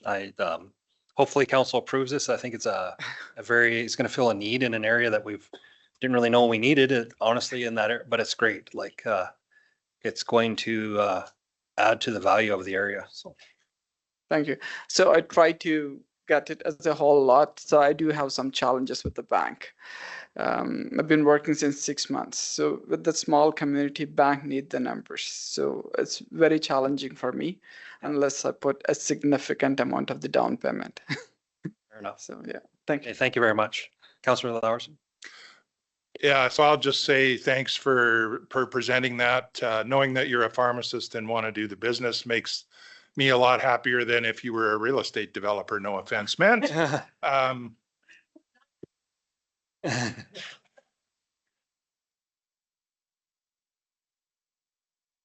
Go ahead. Yeah, I think this is good. And now that I realize that we're not trying to buy it, but we're actually trying to sell it. This is a building that's, since we took over the development, we've had it kind of leased, kind of not, and it's been a burden for a while. So I'm really glad hopefully we can move something forward. Go ahead. Just, thank you for coming to Muirfield. Just a question, how many staff will you have and what are your hours going to be, please? Thank you. That'll be on the Through the reef to council, we'll have all of that at the time when he submits, because he will have to submit a development permit at a future stage, which will include the business requirements. So we'll address it at that time. Thank you. I'll make a motion that council accepts the offer to purchase approximately 1 acre from roll 9455030, lot 4, block 8, plan 0614-100, being the portion containing the existing commercial building for $570,000 as outlined in the offer letter dated February 23rd, 2026, conditional upon subdivision approval, and authorizes the Reeve and Chief Administrative Officer to execute the purchase and sale agreement. Thank you. Motion's on the floor. Any discussion on the motion? Seeing and hearing none?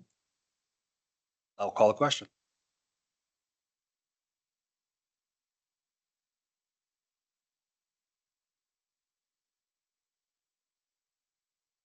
That's carried. Thank you very much.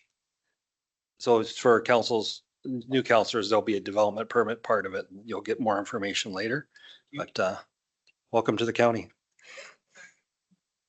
So we'll resume the rest of the discussion. I believe we are at council reports were done. So I would think department report discussion. Is there anything in the package that anybody would like to pull out and discuss?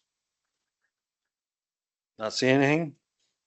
Then we'll move on to new business 9.1. 2026 Bridge Asset Management Plan update. And you gentlemen have been here all morning, on and off, and I apologize. But that's the way council goes sometimes.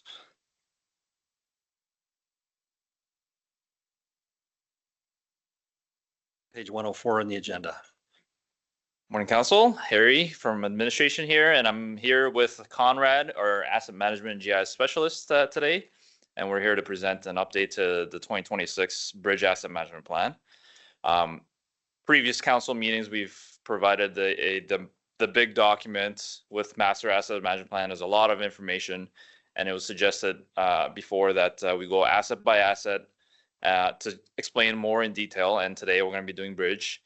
And in future meetings, we'll be doing other assets, and eventually you'll get a bigger picture and a deeper understanding on each asset. Normally we'd be going over what was presented on the master asset management plan, but today's a little special because we actually have an updated information and we were able to present 2026 numbers as of a couple months ago.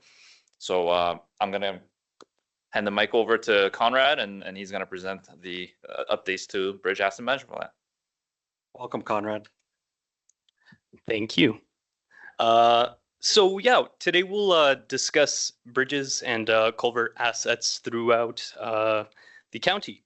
So the report summarizes the county's bridge and bridge-sized culvert assets, highlighting the current condition, replacement values, and projected capital needs. We'll discuss some of the key data that supports maintenance, rehabilitation, and strategic planning for safe, reliable infrastructure. Okay, so first thing we'll talk about is the bridge inventory, okay, along with some of the indicators. The county's bridge inventory is housed in our asset management system. Bridge locations are also stored in our geographic information system, so our GIS, for mapping and visualization. Two key reports are pulled from provincial databases, and we'll talk about those briefly here. So BIM inspections, bridge inspection and maintenance inspections, are pulled from a provincial database and contain the most recent field inspection ratings. Along with that, we pull TIMS report, which is Transportation Infrastructure Management System report. And that contains key inventory attributes such as bridge type, age, and replacement values. Okay. Beyond those basic descriptive stats, the asset management system generates two analytical indicators that we'll discuss today as well. The first one being projected condition. That projected condition provides a rating that combines inspection data along with the asset's age compared to the estimated useful life. The risk rating that combines probability of failure, so a composite number combining age, condition, and inspection history, and consequence of failure. Okay, so that's just a little bit of background on some of the data that we pull. Okay, apologies, I'm a little bit nervous. That's okay. Okay, so the first thing that we talked about there was the inventory. So let's talk about that a little bit. The county's bridge and bridge-sized culvert inventory has a replacement cost of about $181.5 million. This is up pretty significantly from the figure we presented last year at $120 million. That our consultants used, simply because we're using a little bit more realistic and up-to-date numbers. The county owns and manages about 72 bridges and 192 bridge-sized culverts, total of 263 bridge assets. Again, this is an updated number from last year. It's actually down from last year. We just came up with some figures that we looked up bridges that were unmaintained by the county, basically. Yeah, so the first chart you see there's 6 major bridges in the county, 66 standard and 191, excuse me, bridge-sized culverts, along with their costs. The majority, of course, are bridge-sized culverts. That's the majority of our inventory. Standard bridges being next, and then major bridges. What's the difference between the three? Standard bridge is typically a pre-engineered, cost-effective structure for smaller sites. They utilize standardized drawings. A major bridge goes beyond that, typically larger scale, custom designed structures, and they often exceed standard span length and have some complex site-specific engineering requirements. Last but not least, we have bridge-sized culverts. So those are structures that are typically larger than 1.5 meters in diameter, typically made out of corrugated steel pipes, or they can be precast concrete culvert, precast concrete box culverts. Okay, so that's sort of the inventory. So let's talk about asset condition. Asset conditions show how well an asset is performing, how functional it is, and how much service life it has left. Okay, the table that we show here shows 5 levels of asset conditions.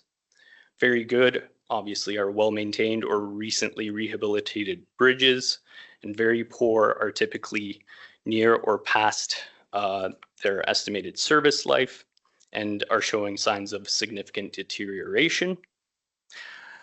Ratings are based on observed or estimated deterioration, performance, and remaining useful life. The system ensures consistent reporting for bridges and culverts to align with provincial standards. Okay, so can I scroll here, or does that go down? Oh, here. Scroll here. Okay, great.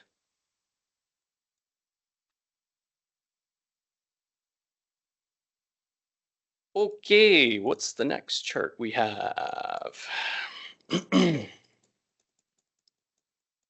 Okay, so based on those BIM inspections,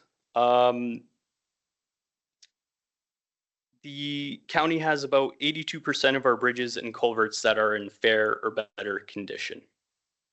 Some of the elements and components of those structures may be candidates for replacement or rehabilitation in the medium term, and should be monitored for further degradation. And then we have the 18% of assets that are in poor or worse condition. Those assets may require replacement in the immediate and short-term future. Next up, we have a chart that shows the condition and the costs by the type of bridges that we have. So based on those in-field condition assessments, about $32.5 million worth of bridge assets were assessed as being poor or in worse condition. While these assets with a poor or worse rating, which is a 3 or lower, are not necessarily unsafe for use, the BIM assessment reports should be used to identify repairs to elevate those conditions, or to, of course, plan for future replacement. Next up, we'll talk about bridge age. So an asset's estimated useful life is the serviceable lifespan of an asset, during which it can fulfill its intended purpose while remaining safe and efficient. As assets age, their performance diminishes, often more rapidly as they approach the end of their design life. The commonly accepted estimated useful life for a bridge asset is about 50 years. Okay, so along with condition data, an asset's age profile provides just a more complete story about the state of the infrastructure. So yeah, this chart illustrates the age profile of our bridges. On average, bridges, be it standard or major, have virtually consumed all of their estimated useful life in the county, with being 61 years of age. Okay, bridge-sized culverts are in the mid to late stages of their life cycle as well, averaging about 33.5 years. This analysis paints a picture of our aging asset portfolio, but also highlights that county bridges have generally been well maintained, as they typically outlive their estimated useful life. Okay.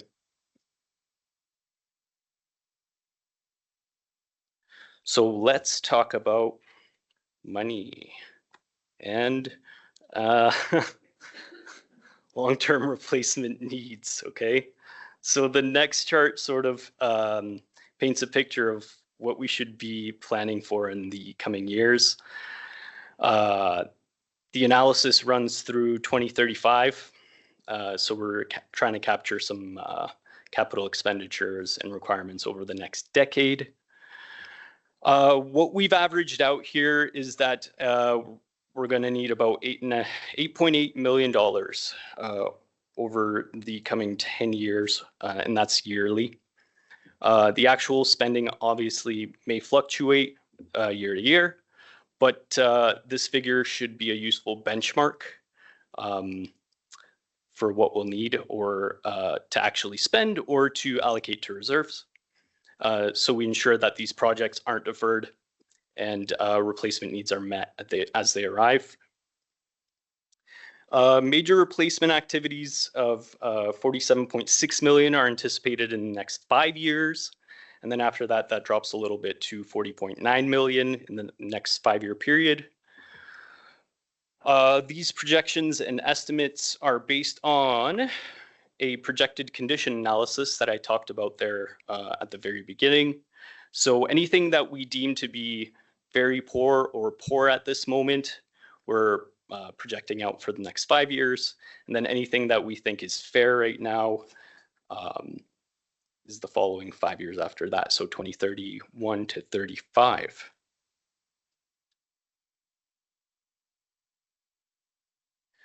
Another piece of analysis that we have in our asset management system is also a risk analysis.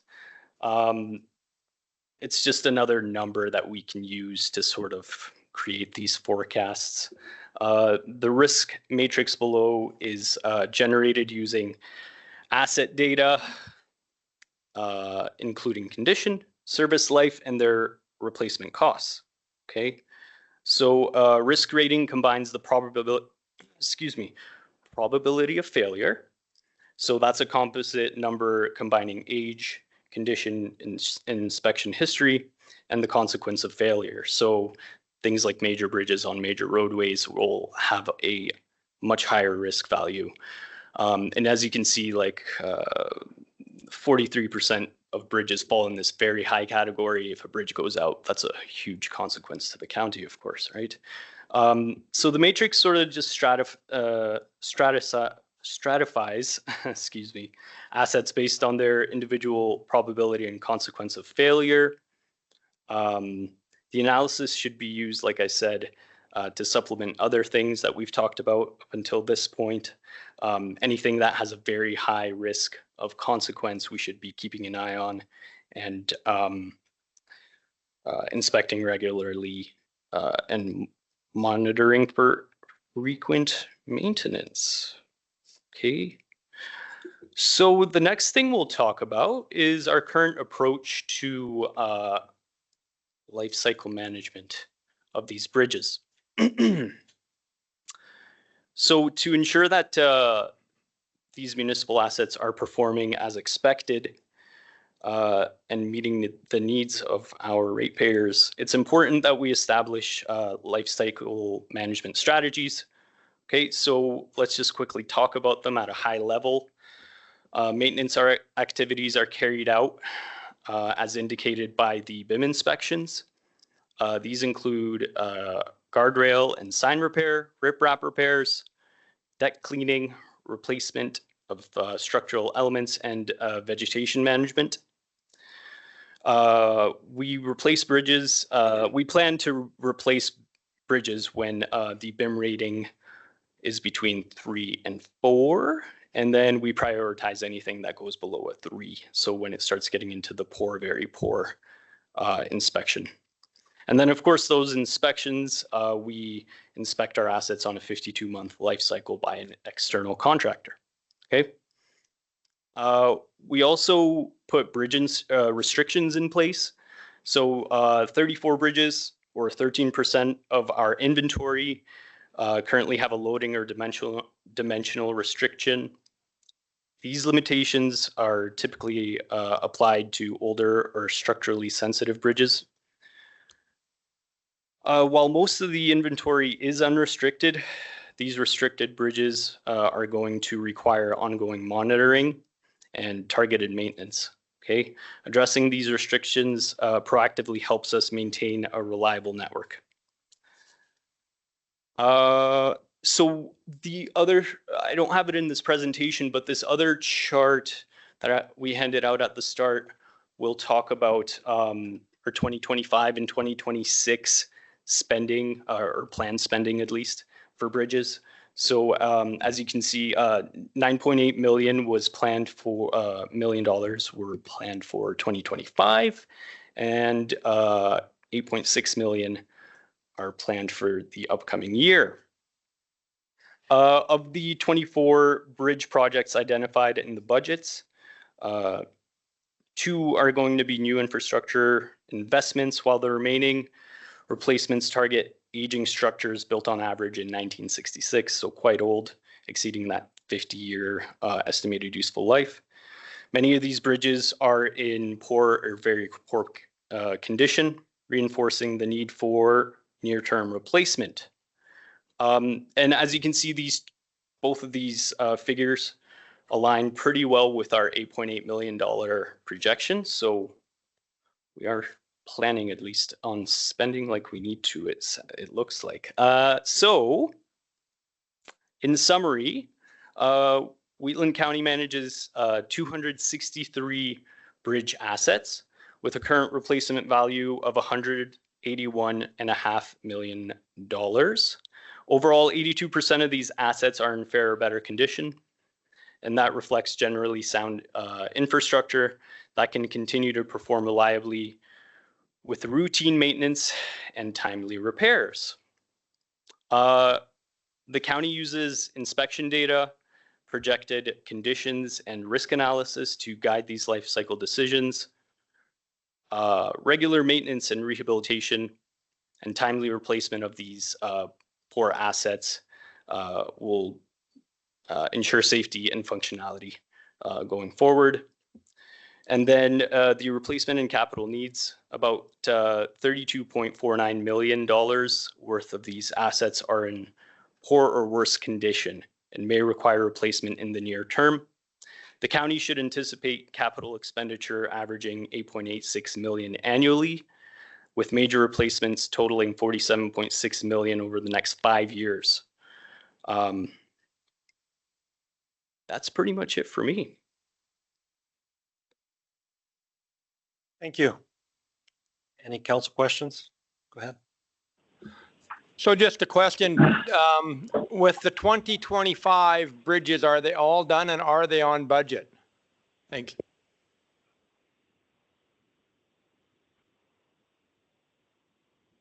Specialist forward. Hello, Council. Cody Zimmerman with administration. So the question was based on 2025 bridges. So I guess an open-ended answer. As far as on budget, yes, everything's been on budget. On time, we did run into some delays on a few projects just because of weather. Usually happens because a lot of these irrigation projects and stuff, we can't start them till October, right? So we have to wait for that water to be off. If we run into cold weather early, that can definitely draw the projects out into the new year. So we do have a couple projects that did carry forward. They've been since completed, substantially completed, I should say. The roads are open, and so there will be contractors coming back in the spring, do deficiency repairs, some guardrail installations, things of that nature. But generally, yes. And Thank you. Some of that information is in the reports from administration on bridge files when you kind of get more comfortable with it as it goes forward. Go ahead, Councilor Clayton. Just a question. There's a lot of good information here. The one thing I don't see, and I'm not sure how you do it, but not all bridges have the same traffic. And the amount of traffic determines the deterioration rate of a lot of bridges too. Do you have any of that kind of information in your risk analysis? At this time, no.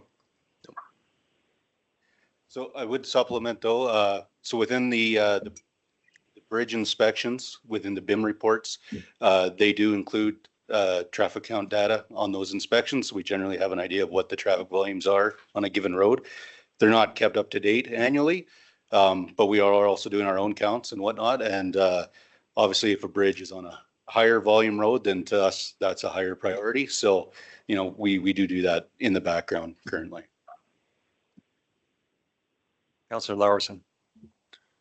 Okay, and just to add to that, you might want to look at not only how many go by, but how many axles go by, because if you have a B train going over it, you're going to have a different load on it than if you have a passenger car going over it.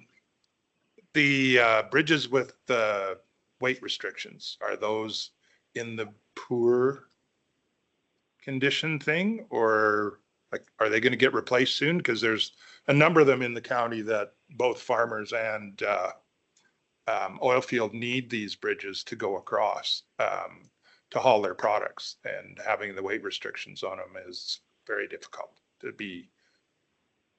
use a euphemism.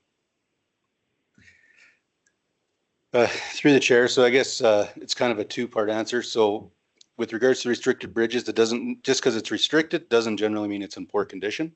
It could be that that bridge was designed to a lower load rating. So that was kind of the discussion that happened a while ago regarding when the province changed the load ratings on the local roadways. Some of the older bridges that would have been designed in the 60s with the different girder types weren't designed to handle the heavier load ratings of today. So those ones might be restricted. They may be in poor condition. They may not be in poor condition, and they might just be restricted because they're not designed to handle that load. Some that were designed from the 70s and on that are restricted probably are in poor condition if they're restricted after that time frame. So it's kind of a two-part answer. It's not an easy answer to give just generally across the board, but we are looking at those, and I think within the next 5 years, we'll have most likely changed out probably 50% of the restricted bridges that are currently restricted across the county. So I think there's about 33, I believe, the last time I did the count. So 15 or 16 of those will be done within this 5-year plan.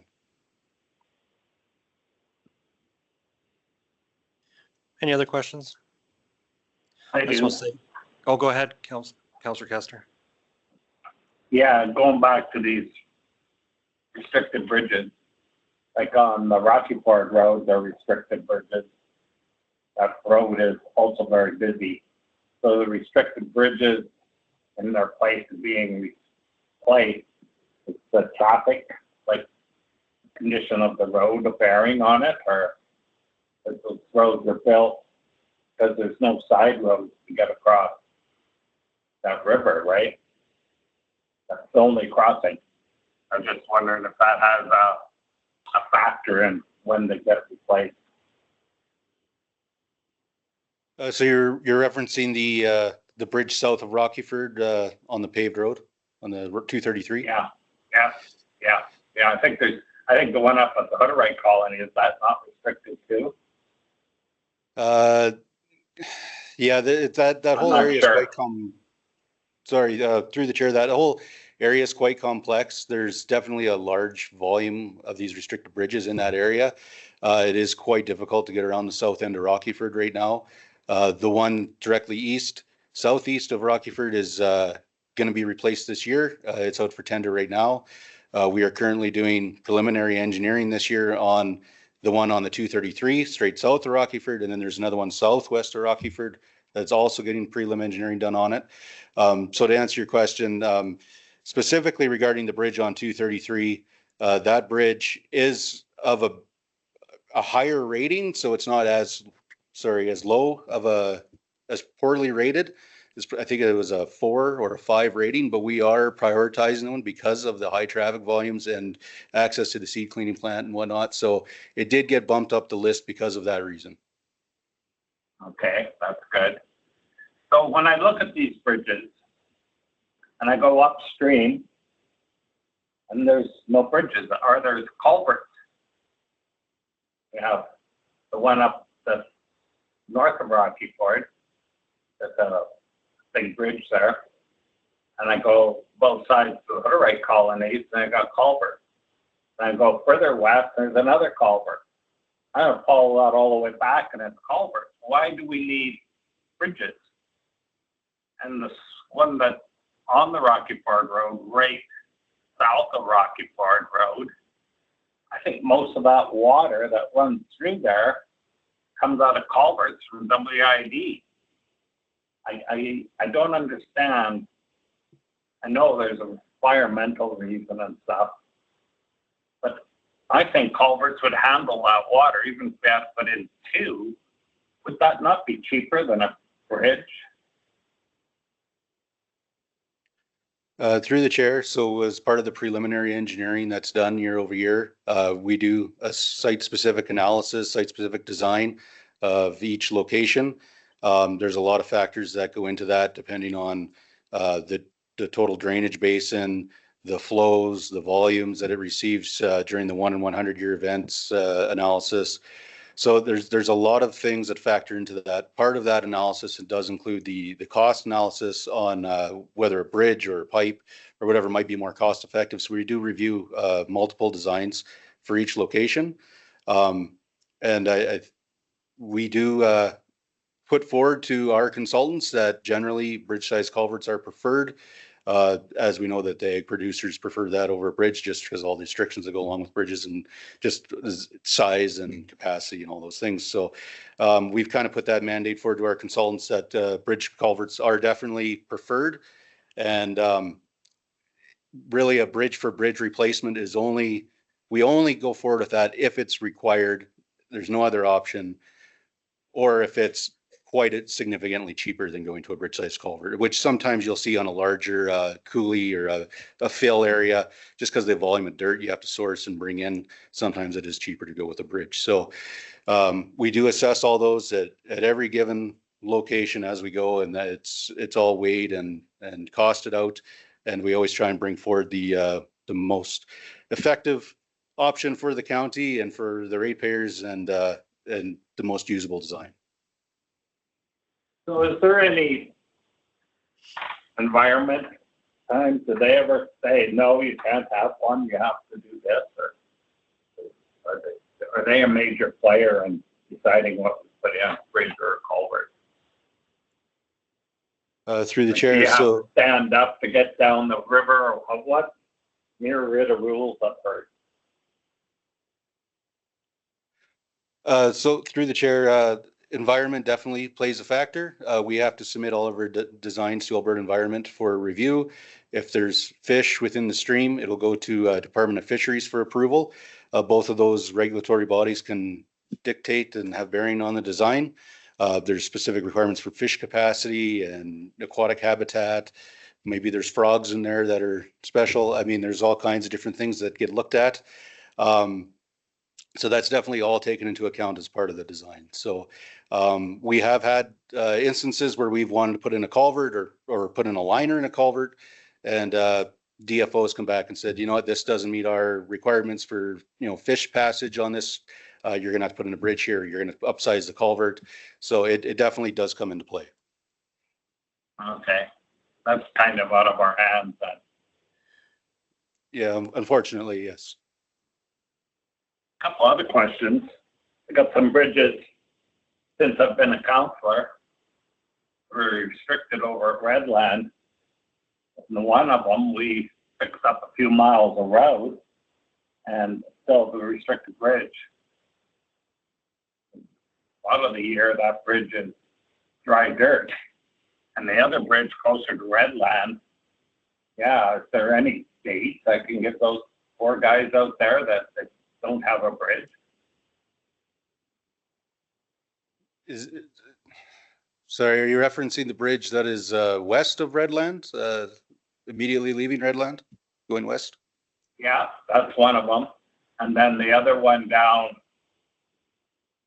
the road that goes to Sharples. I guess Patterson, Marshman, Dom. Turns on to the 270. That'd be the blue steel structure, truss bridge there. It's there. Yeah. Yeah, so both of those bridges are currently within the 5-year plan. They are? Oh, thank you. Yeah, we can provide you with those dates for sure, with the scheduled years. Okay, well, they've heard it before, so I'll tell them again, they're still in the 5-year plan. Thanks, Cody. Anyone else? I just want to say thank you for this very thorough report. It's good to know that our assets are being looked at seriously in budgeting, and then it's not, bridges aren't sexy, but it's a core function of our municipality. We look at some other municipalities in the area that they overlook some infrastructure stuff, and it will bite you later. So we're very proactive. I appreciate that. You're giving us good data to go forward at budget time.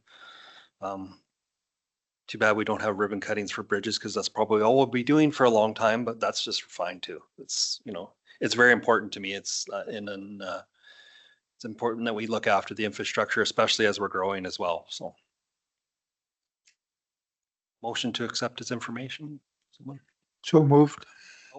Perfect. Any further discussion? I will call the question.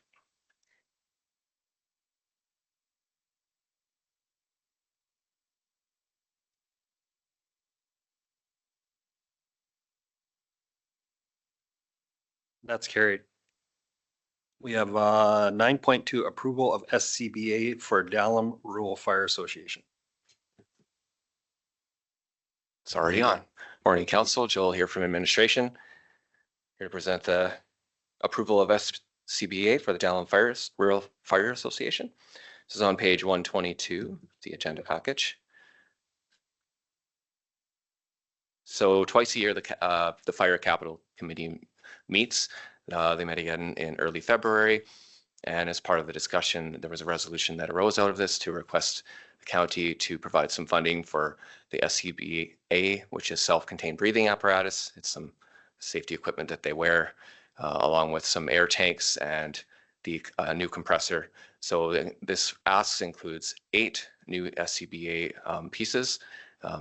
During the discussion point in the meeting, they emphasized on ensuring that it's similar or the same equipment as the rest of the fire associations and county fire halls, just so that they can have consistency and share equipment in emergencies when needed. And so that just gives some background context. In addition, as part of this, and I believe we mentioned in their report, they also talked about once they have consistent equipment of inventorying the dates and starting a life cycle replacement plan for all of the county and association SCBA equipment. So this specific request from Dallam is just to ensure that their current equipment gets up to date, as well as their compressor, which is also very old. So that concludes my presentation. I'm available for any questions. Thank you. Any questions? Council's wishes? Go ahead. I'll move that council approves up to $112,530, representing the county's 60% share for the purchase of new self-contained breathing apparatus and related equipment for the Dallam Fire Protection Association, to be funded from the Fire Capital Reserve and included in the 2026 Wheatland County operating budget, with the final amount based on confirmed costs. Thank you. Motion on the floor. Any discussion on that motion? Not seeing any, I will call the question.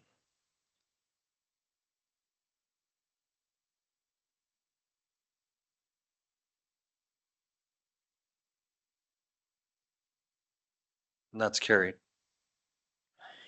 That concludes our regular. Do we have time to do one in camera before we have lunches? I'm sure lunch isn't here yet. No? Well, I haven't seen it come in, so, okay. I'll move that we go into closed session regarding 3 items. Highway 1 and Range Road 264 overpass planning, disclosure harmful to economic interest of a public body, Muirfield wastewater hauling option, and annexation at 11:44. Got it? Okay, call the question.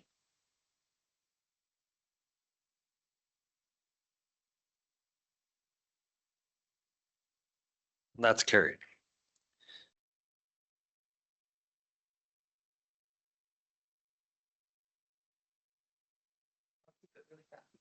Welcome back, everybody. We will resume council meeting after closed session, and I believe there might be a few motions arising.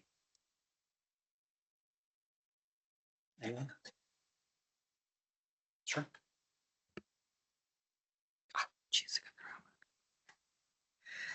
I'd like to move that council direct administration to work with the town of Strathmore to finalize the wastewater hauling agreement for the Lakes of Muirfield community and bring the draft back to council for review and consideration. Thank you. Motion's on the floor, and I have to log in. Or voting? Oh, hang on.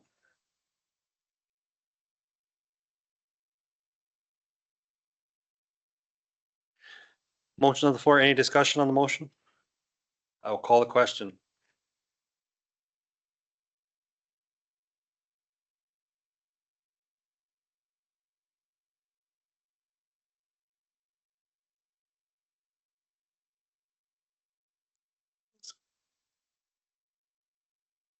Counselor Kester, are you able to vote via eScribe?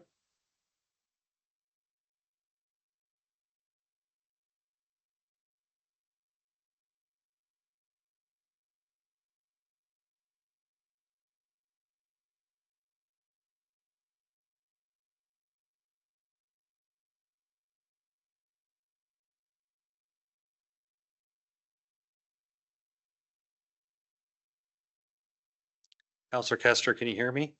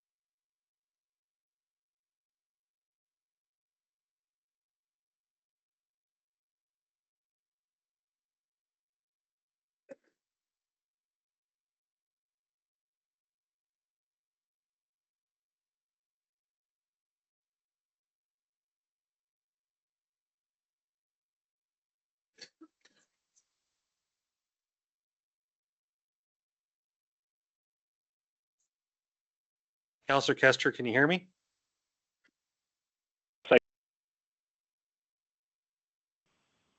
Can you hear me? I can hear you now, yes. Are you able to vote on eScribe or? Yes, I believe that's still hooked up. At least I didn't take it off. Okay, well, Things the don't question stay was very called long. on, the question was called on the Muirfield waste water hauling. I don't know if it will show up on your system.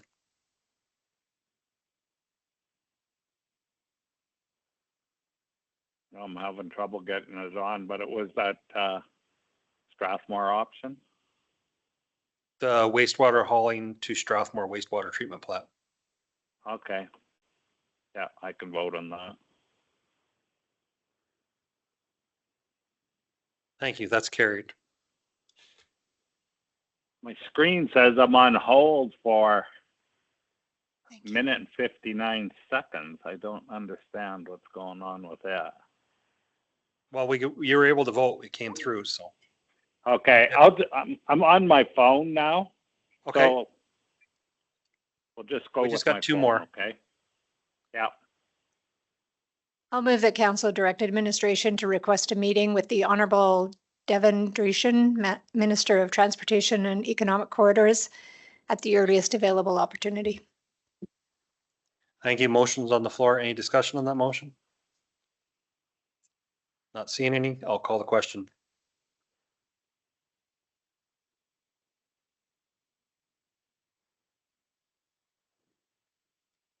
That's carried.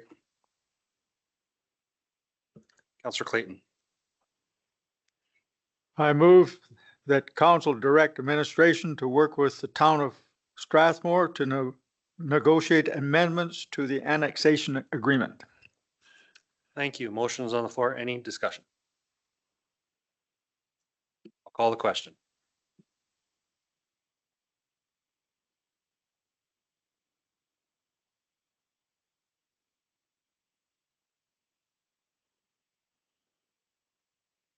And that's carried.